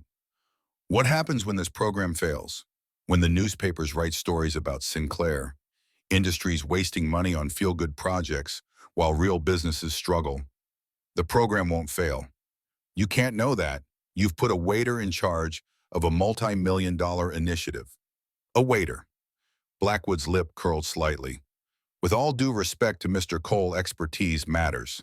Experience matters. We wouldn't let an amateur run our R&D department. Why are we letting one run this? Nathan felt his face flush. The urge to defend himself rose up hot and urgent, but he forced it down. This was not the diner. He could not handle Richard Blackwood the way he had handled the drunk, with patience and kindness and the hope of human connection. Or maybe he could. Mr. Blackwood. Nathan's voice was quiet, but it cut through the room. May I say something? Blackwood's expression flickered with surprise. He had not expected Nathan to speak. By all means. You're right that I don't have experience in corporate philanthropy. I don't have an MBA or a social work degree or any of the credentials you would expect from someone in this position. Nathan kept his voice steady, his hands flat on the table. But I do have something that can't be taught. I know what it's like to be the person this program is trying to help. He looked around the room, meeting the eyes of each board member in turn. 3 years ago, my wife died. I had a 2-year-old daughter and a job I couldn't keep because I needed to be home with her. I applied for assistance programs, and half of them treated me like a number, like a case file, like my humanity was an inconvenience they didn't have time for. No one interrupted. No one looked away. The programs that actually helped, the ones that made a difference, were run by people who understood, people who had been where I was, who knew that what I needed wasn't just money or job training. I needed someone to look me in the eye and tell me I wasn't a failure, that asking for help didn't mean I was weak. Nathan turned to face Blackwood directly. You want to know what qualifications I have? I have years of watching my daughter go without things other kids take for granted. Years of working double shifts and still coming up short. Years of learning how to stretch a dollar until it screamed. That's my expertise. That's my experience. And it's something you can't buy with all the money in this building. The silence stretched. Blackwood's expression was unreadable, a mask of professional neutrality that revealed nothing. Finally, Eleanor spoke. I think we've covered enough for today. Richard, your concerns are noted, but the program will proceed as planned. The meeting ended shortly after. As the board members filed out, Blackwood paused beside Nathan's chair. His voice was low, meant only for Nathan's ears. That was a nice speech, very touching. He straightened his cufflinks, a precise, deliberate gesture. Enjoy it while it lasts. People like you don't survive in places like this. You're a charity case, and eventually everyone will see it. He walked away before Nathan could respond. Eleanor appeared at Nathan's elbow a moment later. Don't let him get to you. Richard's been angry since I took over the company. He thought he was next in line for CEO. He's going to be a problem. Almost certainly. Eleanor's voice was matter-of-fact, as if discussing the weather. But I've been dealing with Richard Blackwood for 15 years. I know how to handle him. Nathan was not so sure. There had been something in Blackwood's eyes, not just anger or resentment, but something colder, more calculated. He filed the warning away and returned to his office to prepare for the next meeting. There would be time to worry about Richard Blackwood later. Right now, he had a program to build. The first month was harder than anything Nathan had imagined. The office on the 38th floor felt like foreign territory, a country where he did not speak the language or understand the customs. The other employees looked at him with suspicion, whispering when he walked by. That's the guy Eleanor plucked from a diner. No degree, no experience, nothing. Just showed up one day. Must be nice to have connections. Nathan heard it all, even when they thought he could not. He did not defend himself, did not try to explain. He just worked. Arrived early, stayed late, read every file on struggling families until his eyes burned. Learned the systems, made calls, built relationships with nonprofits and job placement agencies. He still wore the wedding suit for the first 2 weeks until Eleanor finally insisted on advancing him money for a proper wardrobe. Even then, he bought conservatively dark suits, plain ties, nothing that would draw attention. He wanted to be invisible, wanted his work to speak for itself. The Second Chances initiative launched 6 weeks after Nathan started. By then, he had spent countless hours shaping it into something real. Not just handouts, real support. Job training programs with company partners willing to hire people who had gaps in their resumes. Childcare assistance that did not require a PhD in bureaucracy to access.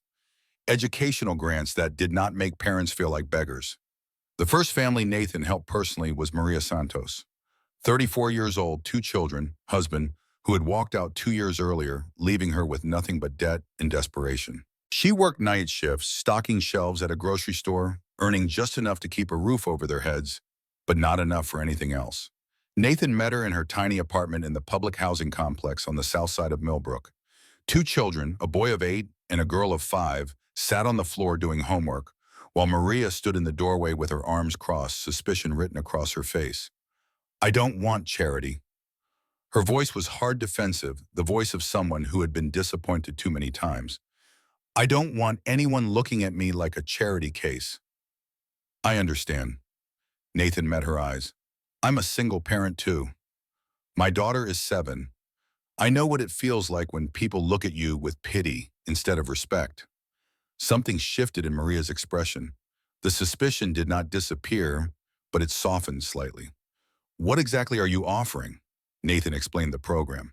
A medical billing certification course, 4 months of training that would qualify her for jobs in hospitals and clinics.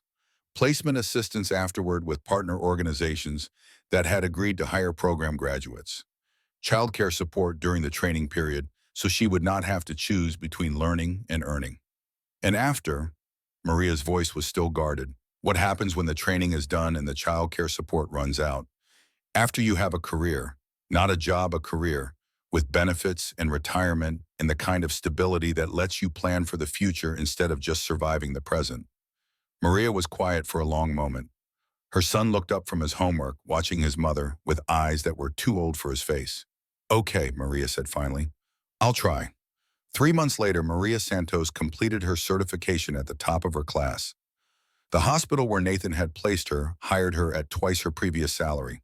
On her first day of work, she sent Nathan a photograph of her children smiling in front of their new apartment, a real apartment with a bedroom for each of them and a kitchen where the stove actually worked. The text with the photograph said, "You were the first person who looked at me like I could do this. Thank you." Nathan saved the message in a folder on his phone. It was the first of many. Frank was the second person from Nathan's old life to come through the program.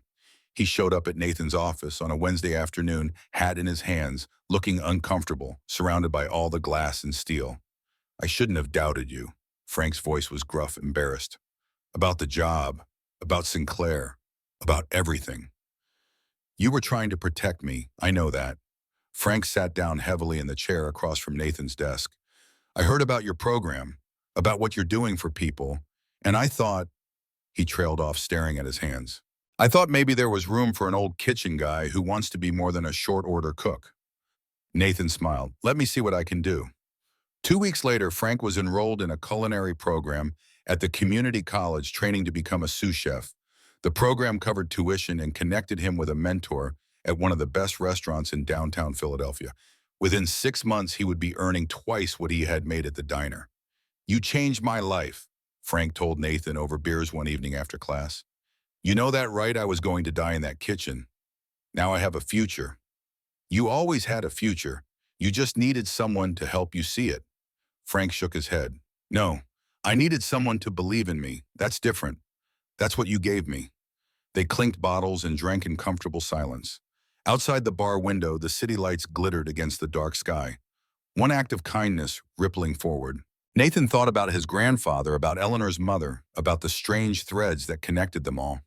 Maybe this was what Robert Cole had felt all those years ago. The quiet satisfaction of making a difference. The knowledge that something you did would outlast you. Nathan hoped so. He hoped his grandfather was watching somewhere and was proud of what his legacy had become. The program grew, 50 families by the end of month 3, 100 by month 5. Local news started covering it, first skeptically, then with growing interest as the success stories accumulated. Former participants began volunteering, giving back to the program that had given them a chance. Nathan turned down every interview request. "This isn't about me," he told Eleanor when she asked why. "It's about them. The moment I become the face of this thing, it stops being about the people we're helping." Eleanor had nodded slowly, something like respect in her eyes. "You're smarter than you look, Nathan Cole." "I'll take that as a compliment." "You should." But as the program grew, so did the attention. Not all of it welcome.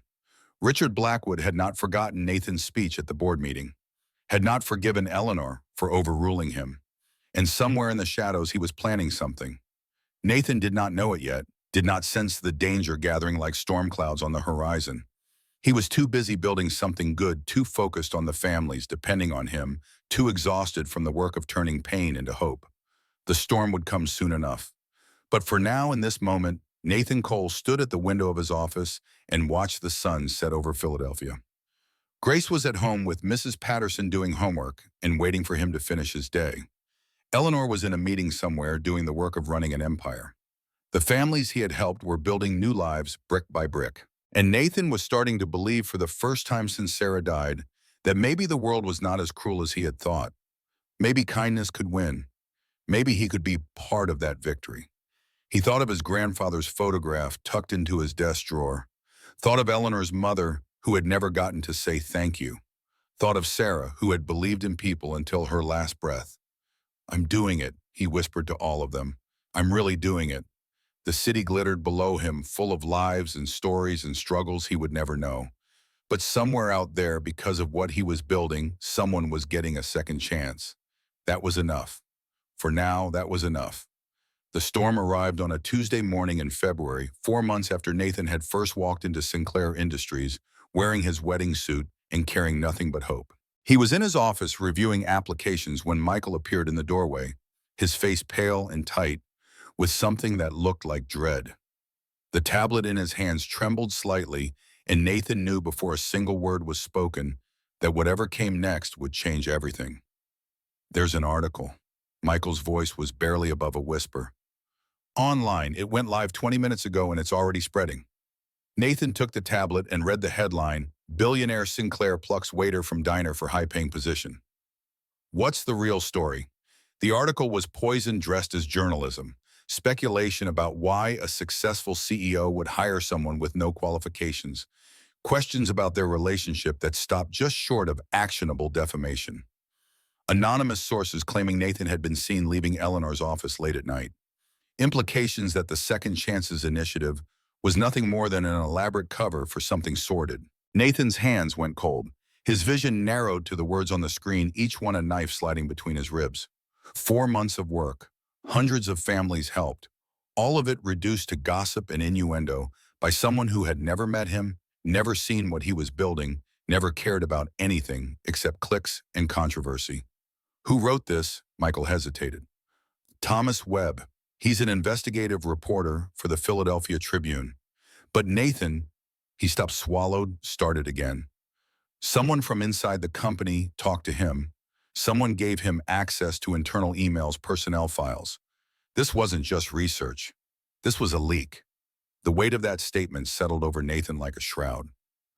Someone at Sinclair Industries wanted him gone badly enough to feed information to a reporter. Someone who had access to confidential documents. Someone who knew exactly where to aim to cause maximum damage.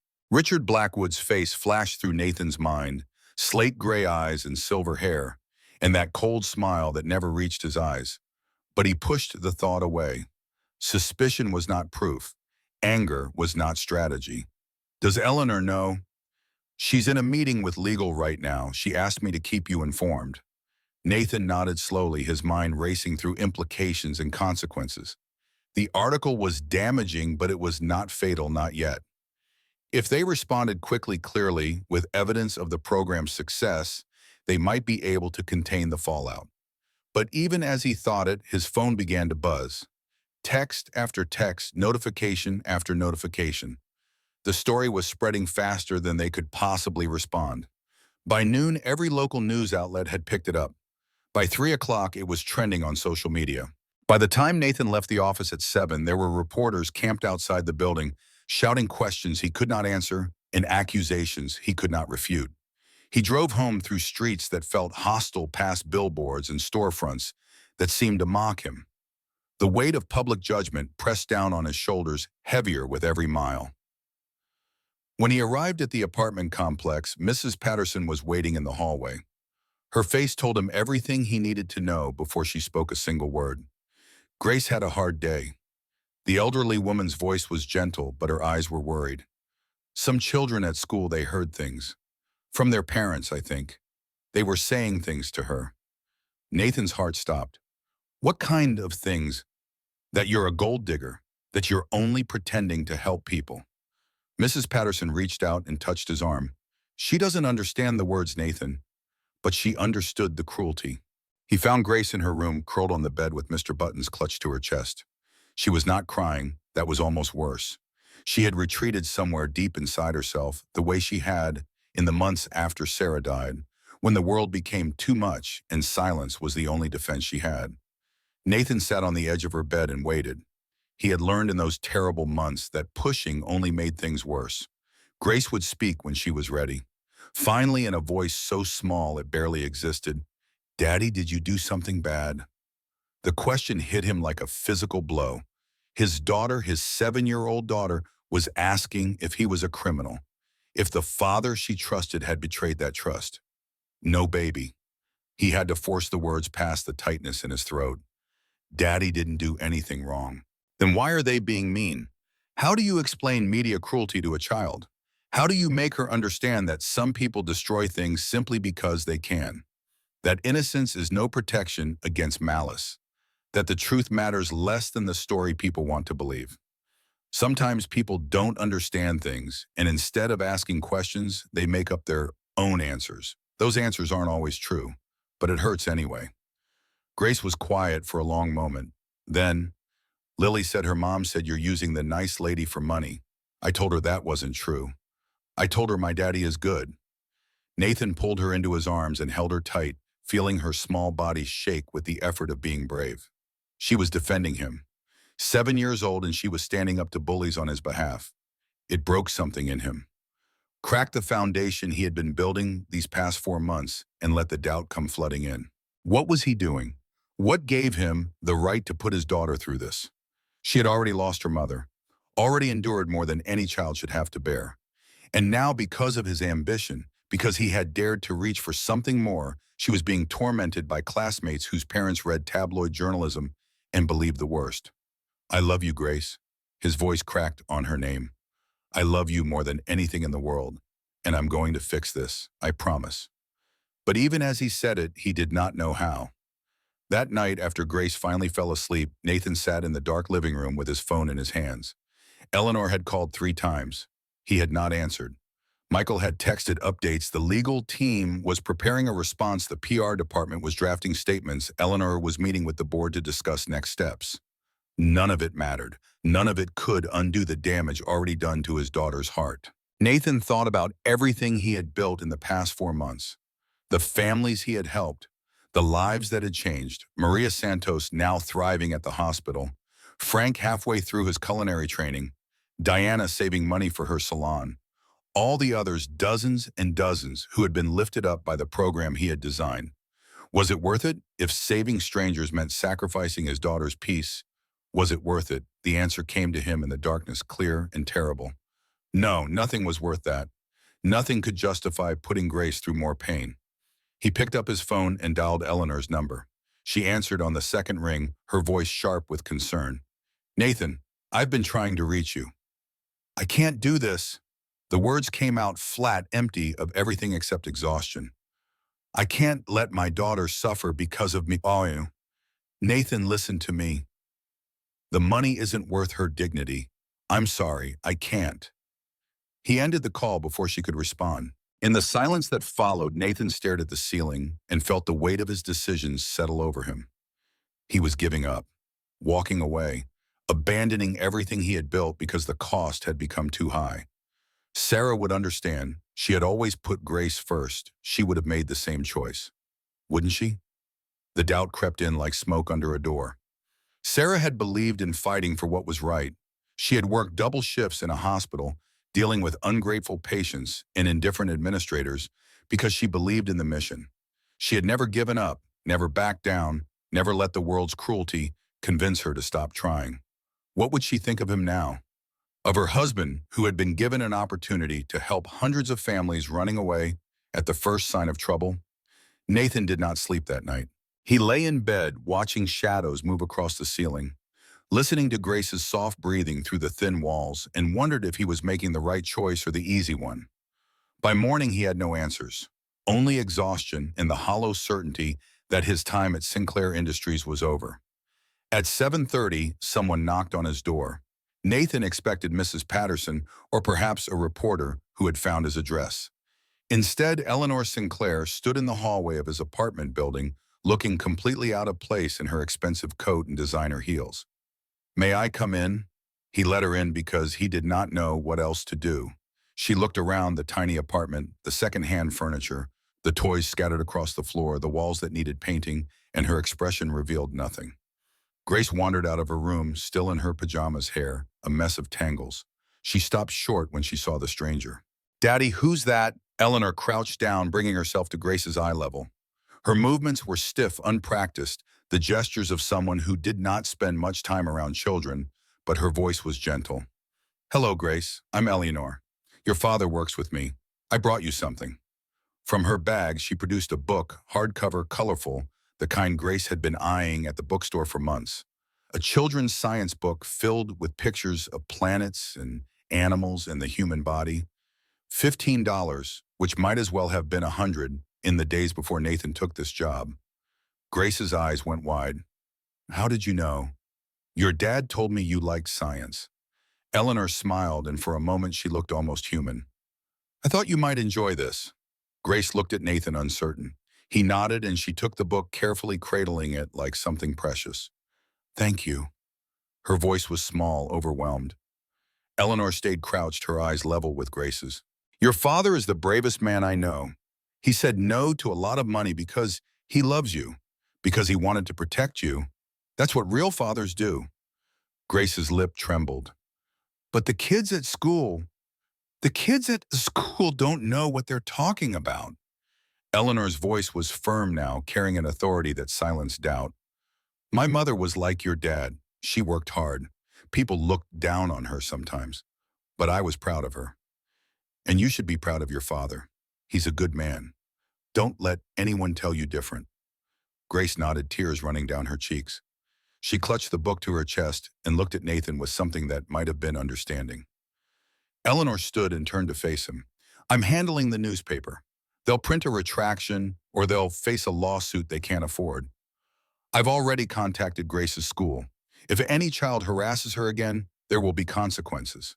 She met his eyes, and Nathan saw something there he had not expected. Not pity, not condescension, something that looked almost like solidarity. If you walk away, I respect that. But know this, you're not doing this for money.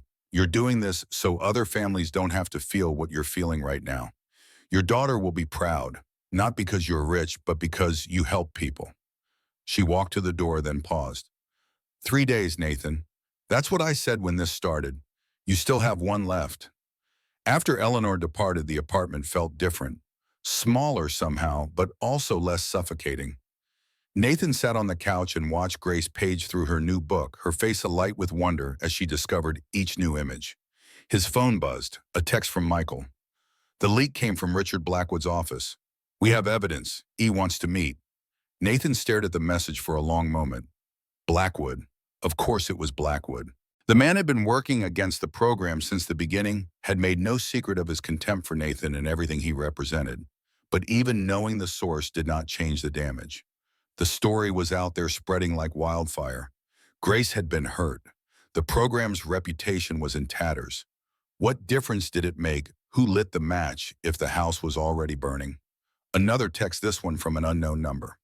Mr. Cole, this is Thomas Webb from the Tribune. I have information you should see.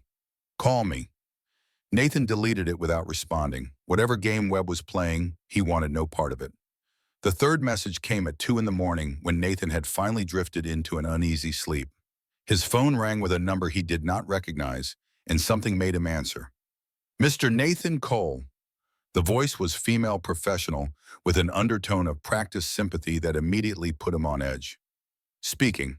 This is Sandra Mitchell from Montgomery County Child Protective Services.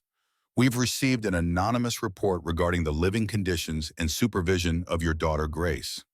The words did not make sense at first. They were sounds without meaning, syllables that refused to arrange themselves into comprehensible language. I'm sorry, what?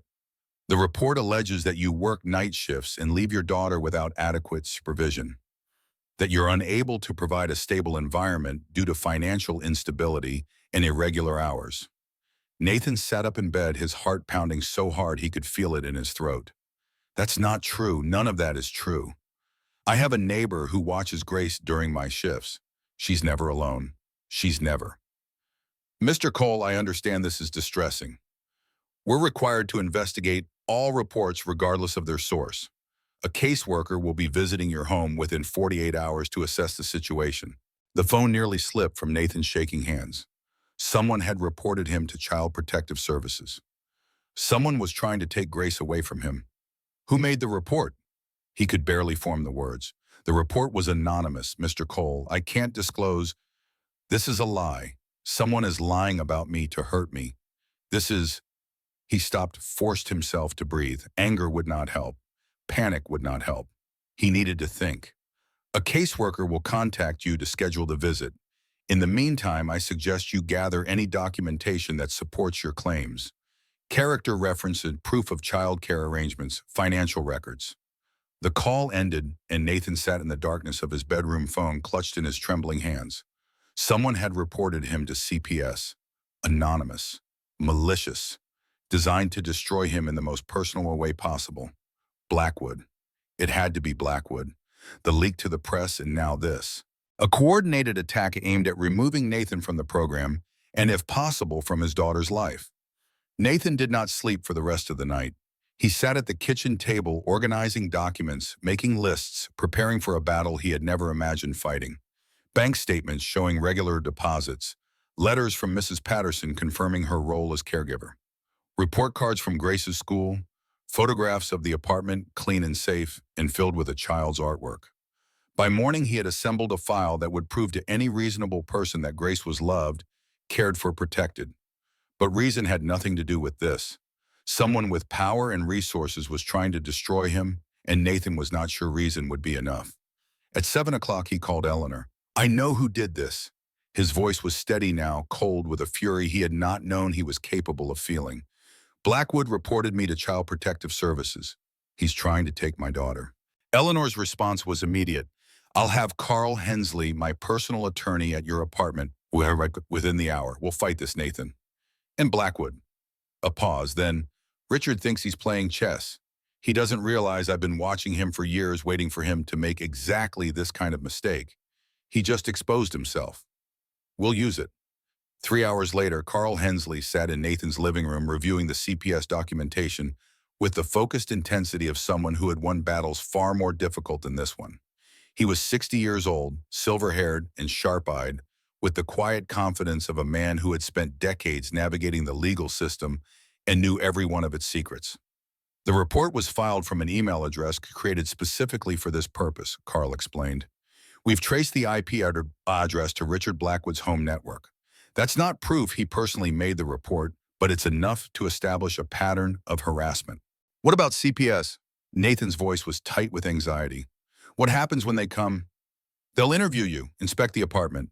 Talk to Grace probably, though, given her age, they'll be gentle.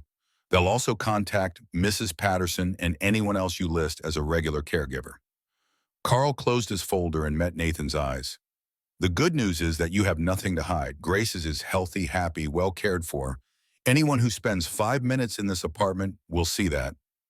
And if they don't, then we fight.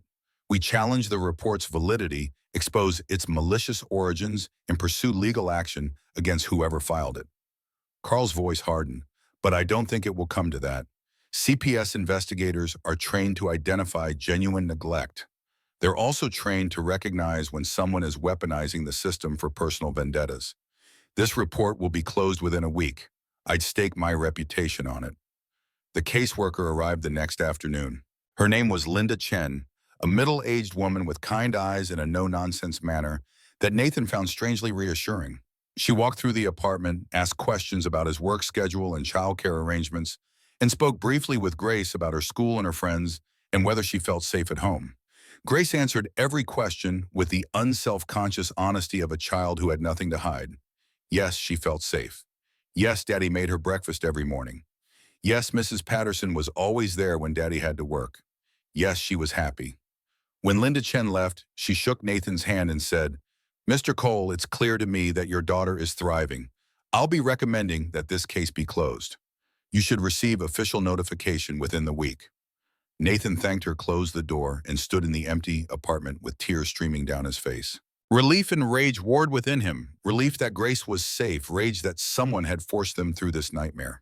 He would not forget. He would not forgive. And he would not stop until Richard Blackwood faced consequences for what he had done. That evening, Grace climbed onto his lap while he sat on the couch staring at nothing. "Daddy," her voice was small, tentative. "Are you sad?"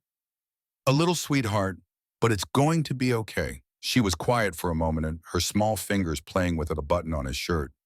"Then, Daddy, if you can help other kids like me, why don't you?" The question was so simple, so direct that it cut through all of Nathan's defenses. He looked down at his daughter, 7 years old, wiser than she had any right to be, and saw Sarah looking back at him. "What do you mean, baby?" You help people. That's your job now, right?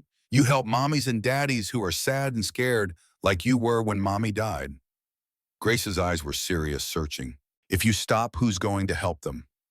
Nathan had no answer. The question hung in the air between them, demanding a response he was not sure he could give. The mean people at school, they don't matter. Grace's voice was firm now, carrying a certainty that seemed to come from somewhere beyond her years. Mr. Buttons says you shouldn't let mean people win. He says you're supposed to be brave. Nathan pulled her closer, breathing in the strawberry scent of her shampoo, feeling the warmth of her small body against his chest. When did you get so smart? I learned from you and Mommy. In that moment, Nathan understood what he had to do. Grace was right.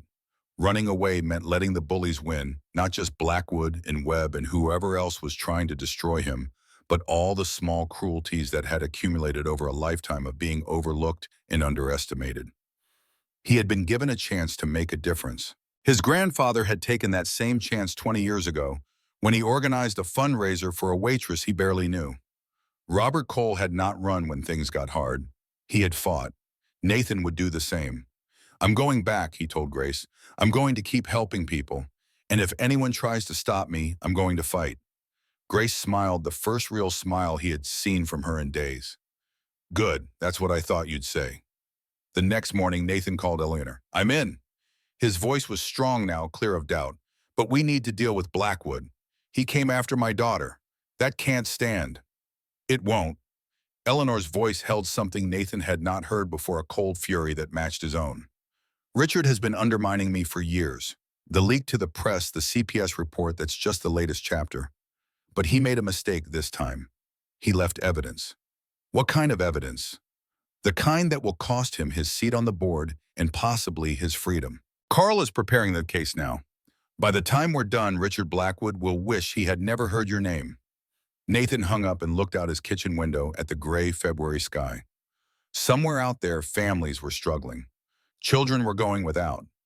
Parents were making impossible choices between food and medicine, between rent and childcare, between survival and dignity.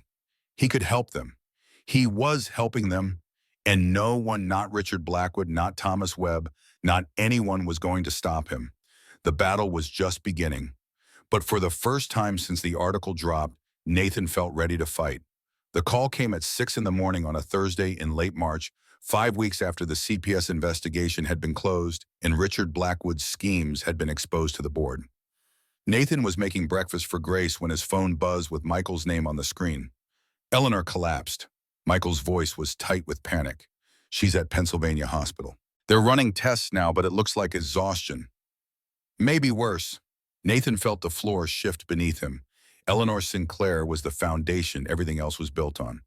Without her, the Second Chances Initiative, the protection from Blackwood, the entire structure of hope they had constructed together, or all of it became fragile.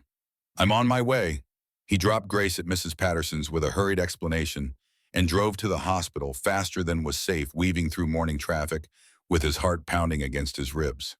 The waiting room was already filling with Sinclair Industries executives when he arrived, their expensive suits and worried faces creating a tableau of corporate anxiety. Michael met him at the elevator. The doctors are saying chronic exhaustion, stress-induced arrhythmia. She's been working 90-hour weeks for months, running the company, overseeing the initiative, dealing with Richard's attacks. Her body finally gave out. Is she going to be okay? They're keeping her overnight for observation, but Nathan, Michael's voice dropped. Richard is already making moves. He called an emergency board meeting for this afternoon. He's going to try to use this. The board meeting convened at 2 o'clock in the same conference room where Nathan had first faced Richard Blackwood's contempt. This time, Eleanor's chair sat empty at the head of the table, and Blackwood had positioned himself as close to it as possible without actually sitting in it. Nathan was not invited. He came anyway. The security guard at the door tried to stop him, but something in Nathan's eyes made the man step aside. He pushed through the double doors and stood at the end of the table facing 12 board members who looked at him with expressions ranging from surprise to hostility. Mr. Cole, Blackwood's voice dripped with false concern. This is a closed meeting. I'm afraid you will have to leave. I'm not going anywhere. You don't have a seat at this table. You're an employee, and frankly, given the controversies surrounding your hiring, perhaps not for much longer. Nathan ignored him, turning instead to address the other board members. I know why you're here. Richard wants to use Eleanor's illness as an excuse to shut down the Second Chances initiative. He's been trying to destroy it since the day it launched, and now he sees his chance. This is about fiscal responsibility. Blackwood's voice rose with indignation. The initiative has cost this company millions with no clear return on investment. It's time to cut our losses. Millions, Nathan laughed, though there was no humor in it. You want to talk about us? Let me tell you about Cons. Maria Santos was working minimum wage, struggling to feed her kids one bad month away from homelessness. Now she's a hospital administrator, earning $60,000 a year. She pays taxes. Her children are in school instead of on the streets. That's return on investment. He moved around the table, meeting each board member's eyes in turn. Frank Delgado was 50 years old, trapped in a dead-end job, convinced he would die behind a grill in a diner that didn't even pay him enough to retire. Now he's opening his own restaurant, hiring employees, creating jobs. Harold Morrison served 2 tours in Vietnam, lost his wife and daughter, and was raising his granddaughter on a veteran's pension that barely covered rent. Now that child has a scholarship, and Harold is helping other veterans find the support they need. Nathan stopped at the head of the table, standing where Eleanor should have been. You want to talk about return on investment? Every family we help is a family that doesn't need government assistance. Every parent we train is a worker who contributes to the economy. Every child we educate is a future taxpayer, a future employee, a future citizen who believes that the system works because someone showed them it could. Richard Blackwood's face had gone red with fury. This is precisely the kind of naive idealism that has no place in a boardroom. We're a technology company, not a charity. Our obligation is to shareholders, not to every hard-luck case this man drags in off the street. Your obligation is to build something that lasts. Nathan's voice was quiet now, but it carried to every corner of the room. My grandfather understood that. He was a construction worker who could barely afford breakfast, but when a waitress needed help, he organized an entire community to save her. He didn't do it for return on investment. He did it because that's what good people do. He reached into his jacket and pulled out the photograph Eleanor had given him, Robert Cole and Margaret Sinclair, standing in front of the Millbrook Cares banner. This woman is Eleanor Sinclair's mother. The man next to her is my grandfather. 20 years ago, in a small town that most of you have never heard of, one act of kindness changed 2 lives. Margaret Sinclair survived her injuries because a stranger decided she was worth saving. Her daughter grew up believing that people could be good, and now Eleanor is trying to pass that forward to create a legacy of compassion that will outlast all of us. Nathan set the photograph on the table. You want to shut that down? Go ahead. Vote to end the program. Fire me. Do whatever makes your spreadsheets balance. But understand what you're really doing. You're not cutting costs. You're cutting hope. You're telling every struggling family in this city that they don't matter, that their pain is not profitable enough to address that kindness is a luxury we can't afford. The room was silent. Board members shifted in their seats, exchanging glances that carried volumes of unspoken communication. Richard Blackwood stood his chair scraping against the floor. This is emotional manipulation, nothing more. The board will not be swayed by sob stories and photographs. We have a fiduciary duty. Richard, the voice came from the doorway, weak but unmistakable. Eleanor Sinclair stood there leaning on Michael's arm, still wearing her hospital gown beneath an overcoat someone had thrown over her shoulders. Her face was pale, her hands trembling, but her eyes were sharp as ever. Eleanor, you should be in bed. One of the board members, a woman named Patricia Chen, who had always seemed sympathetic to the initiative, rose from her chair with concern. I'll rest when this is finished. Eleanor moved slowly to her seat at the head of the table, each step a small victory against her body's exhaustion. I heard there was a vote happening. I wanted to make sure my voice was counted. This meeting was called to discuss the company's direction during your recovery. Blackwood's voice had lost some of its confidence. There's no need for you to. There's every need. Eleanor sat down, and despite her obvious weakness, she somehow still commanded the room. Richard, I know what you've been doing. The leak to the press, the CPS report, the anonymous complaints to the State Labor Board. Did you think I wouldn't find out? The color drained from Blackwood's face. I don't know what you're talking about. Carl Hensley has spent the last month documenting your activities, the emails you thought you deleted, the payments to Thomas Webb for favorable coverage of your position, the coordination with board members to build support for your takeover. Eleanor's voice was ice. You've been planning to push me out for years. This program was just the excuse you were waiting for. This is absurd. These accusations are supported by evidence that will be presented to the full board within the week. Eleanor turned to the other members. I'm calling for a vote, not on the Second Chances initiative on Richard Blackwood's continued membership on this board. The vote was swift and decisive. 10-1 with only Blackwood voting in his own defense, the board moved to remove him pending a full investigation. Security escorted him from the building while he sputtered threats about lawsuits and defamation, his silver hair disheveled and his composure shattered. Nathan watched him go and felt nothing. No satisfaction, no triumph. Just exhaustion and the quiet knowledge that one battle had ended while the larger war continued. Eleanor was taken back to the hospital, but before she left, she gripped Nathan's hand with surprising strength. You did something today that I couldn't do. You made them feel it, not just understand feel. Her voice was barely a whisper. That's why I chose you, Nathan. That's why I'll always choose you. She was gone before he could respond, wheeled away by Michael and a team of anxious nurses. Nathan stood alone in the empty conference room, surrounded by leather chairs and polished wood, and wondered if this was what victory was supposed to feel like. The months that followed were the busiest of Nathan's life. With Blackwood gone and Eleanor recovering, the Second Chances initiative expanded faster than anyone had anticipated. New corporate partners signed on, drawn by the positive press coverage that had replaced the scandal. Government agencies reached out about potential collaborations. Other cities expressed interest in replicating the model. By the 6-month mark, the program had helped over 200 families. Nathan had hired a small team to handle the growing caseload, but he still insisted on meeting personally with every new applicant. He remembered what it felt like to be desperate to walk into an office expecting judgment and finding only forms and procedures. He would not let that happen to anyone who came through his door. The success brought its own challenges. Nathan found himself spending more time in meetings and less time with the families he was supposed to be helping. The paperwork multiplied, the politics intensified. Some days he felt more like a bureaucrat than an advocate, shuffling papers instead of changing lives. On those days, he would pull out his grandfather's photograph and remember why he had started. One evening in late September, 6 months after he had first walked into Sinclair Industries, Nathan stood at the window of his office and watched the sun set over Philadelphia.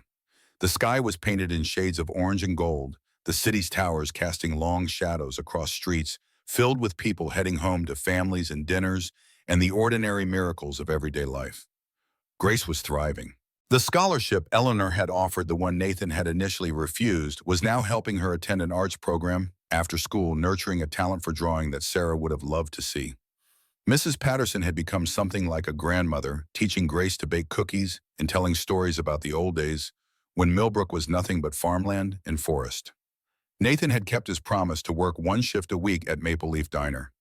Every Friday night he put on his old uniform and poured coffee and cleared tables, reminding himself of where he had come from. George had hired new servers to replace the ones who had moved on, but the rhythm of the place remained the same. Bill still sat at the counter telling stories. The coffee was still too strong. The pie was still the best thing on the menu. It was on one of those Friday nights near closing time that the circle finally completed itself. The diner was almost empty when the young man walked in. He was maybe 25, wearing work clothes stained with paint, his face carrying the particular exhaustion of someone who had been working multiple jobs for too long. Nathan recognized that look. He had worn it himself not so long ago. The man sat at the counter and studied the menu with the careful attention of someone counting every dollar in his head. His hands were rough fingernails edged with dried pigment in colors that suggested something more than house painting. An artist, maybe. Someone with dreams that did not pay the bills. Long day, Nathan asked, setting down a cup of coffee without being asked. 3 days, actually. The man tried to laugh, but it came out hollow. I'm putting myself through art school. Everyone says I have talent, but talent doesn't cover rent. I know that feeling. They talked while Nathan wiped down the counter and the young man nursed his coffee. His name was Kevin. He was studying at the Pennsylvania Academy of Fine Arts, working 3 jobs to afford tuition, living in a studio apartment so small he had to paint in the hallway. He had sold a few pieces at student shows, but not enough to make a difference. Not enough to believe that his dreams might actually come true.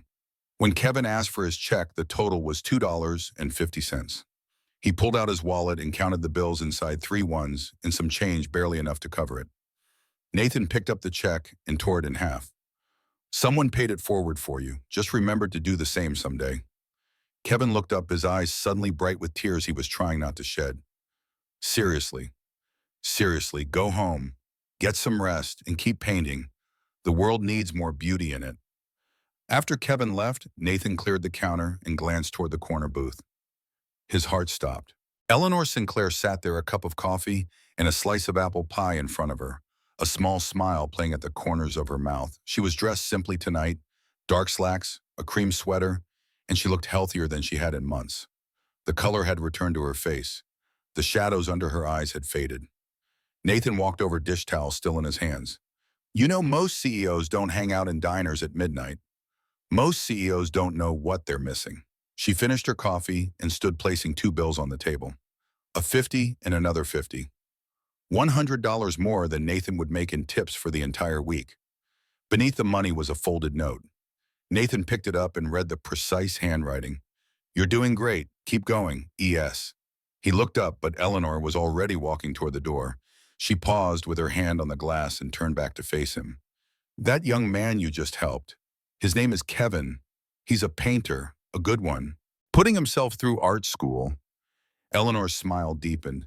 He's going to be fine, because someone saw him, just like someone saw you. She pushed through the door and disappeared into the night. Nathan stood holding the note and the money, feeling the weight of the moment settle over him. He walked to the register and put the $100 in the tip jar where it would be split among all the servers tomorrow morning. But the note he kept. Outside, the October air was crisp and clean, the kind of night when stars were visible, even through the light pollution of the suburbs. Nathan locked up the diner and walked to his car, the same 15-year-old Honda that still needed new brakes but had somehow kept running through everything. His phone buzzed with a text from Grace. Love you, Daddy. See you in the morning. He typed back, love you too, sweetheart. More than all the stars. Sitting in the parking lot, Nathan thought about the journey that had brought him here. A year ago, he had been a waiter working double shifts, barely surviving, convinced that the world had forgotten people like him. Then Eleanor Sinclair had walked into his diner, left 0 tip, and a note that changed everything.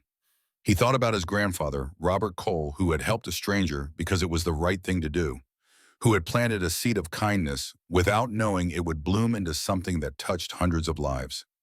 He thought about Eleanor's mother, Margaret, who had raised her daughter alone, working 2 jobs, never giving up hope, even when hope seemed foolish. He thought about Sarah, who had believed in people with a faith that still amazed him, who had made him promise to give Grace the life she deserved. He thought about Grace herself, 7 years old and already wiser than he would ever be, who had asked him the question that cut through all his fear and doubt. If you can help other kids like me, why don't you? The answer had seemed so complicated at the time, so tangled up in fear and pride and the scars of being overlooked for too long. But Grace had seen the truth clearly, the way children often do. The only thing stopping him from helping others was himself. Nathan started the car and drove home through streets that felt different than they had a year ago. The same broken sidewalks, the same flickering streetlights, the same tired buildings that had seen better days. But now he saw possibility where he had once seen only decay. Every window was a family that might need help. Every lit doorway was a story waiting to be told. He could not save everyone. He knew that now. The weight of other people's pain could crush you if you tried to carry it all. But he could save some, could make a difference in lives that would ripple outward in ways he would never see. That was enough. That had to be enough. When he got home, Grace was asleep. Mr. Buttons clutched to her chest, her face peaceful in the glow of the nightlight. Nathan stood in the doorway and watched her breathe the same way he had done 1,000 times before.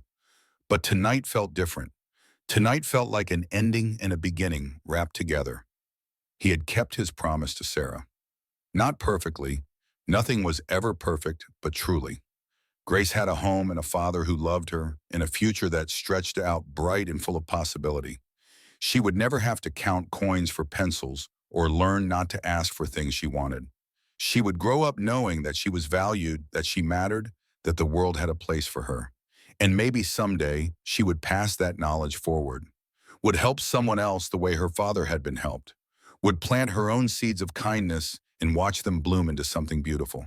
Nathan pulled Grace's door almost closed, leaving a crack for the hallway light, and walked to his own room. He sat on the edge of the bed and pulled Eleanor's note from his pocket, reading it one more time. "You're doing great. Keep going." He folded the note and placed it in the drawer of his nightstand, next to the photograph of his grandfather and the wedding ring that Sarah had worn until the day she died. Treasures from different chapters of his life gathered together in a small wooden box that held everything that mattered. Tomorrow there would be more work, more families to help, more battles to fight, more moments of doubt and frustration and exhaustion. The world did not stop being cruel just because you decided to be kind. But tonight, Nathan Cole was at peace. He lay down in the darkness and closed his eyes, listening to the sounds of the building settling around him. Grace's soft breathing through the thin walls, a car passing on the street below. The distant hum of a city that never quite slept. Somewhere out there, Kevin the painter was going home to his tiny studio apartment, carrying with him the memory of a stranger's kindness. Tomorrow he would paint something beautiful, and someday when he had made it, he would help someone else. The circle would continue. Somewhere out there, Maria Santos was putting her children to bed in an apartment with rooms for everyone, thinking about how far she had come from the desperate woman who had walked into Nathan's office 6 months ago. She would tell her children someday about the program that had saved them. And maybe those children would grow up to save others. Somewhere out there, Frank Delgado was closing up his restaurant for the night, counting the day's receipts and marveling at the life he had built from nothing. He would hire more people from the program, would pay it forward in ways both large and small, would become a pillar of the community he had once felt excluded from. And somewhere out there, Eleanor Sinclair was driving home through the city she had helped build, thinking about her mother and Nathan's grandfather, and the strange threads of fate that connected them all. She would continue the work, would expand the program, would spend her billions on something that mattered more than stock prices and quarterly reports. The kindness that Robert Cole had shown to Margaret Sinclair 20 years ago had not ended with them. It had rippled forward through time, touching lives that Robert would never know about, creating possibilities he could never have imagined. And now Nathan was part of that river, carrying the current forward, adding his own kindness to the flow.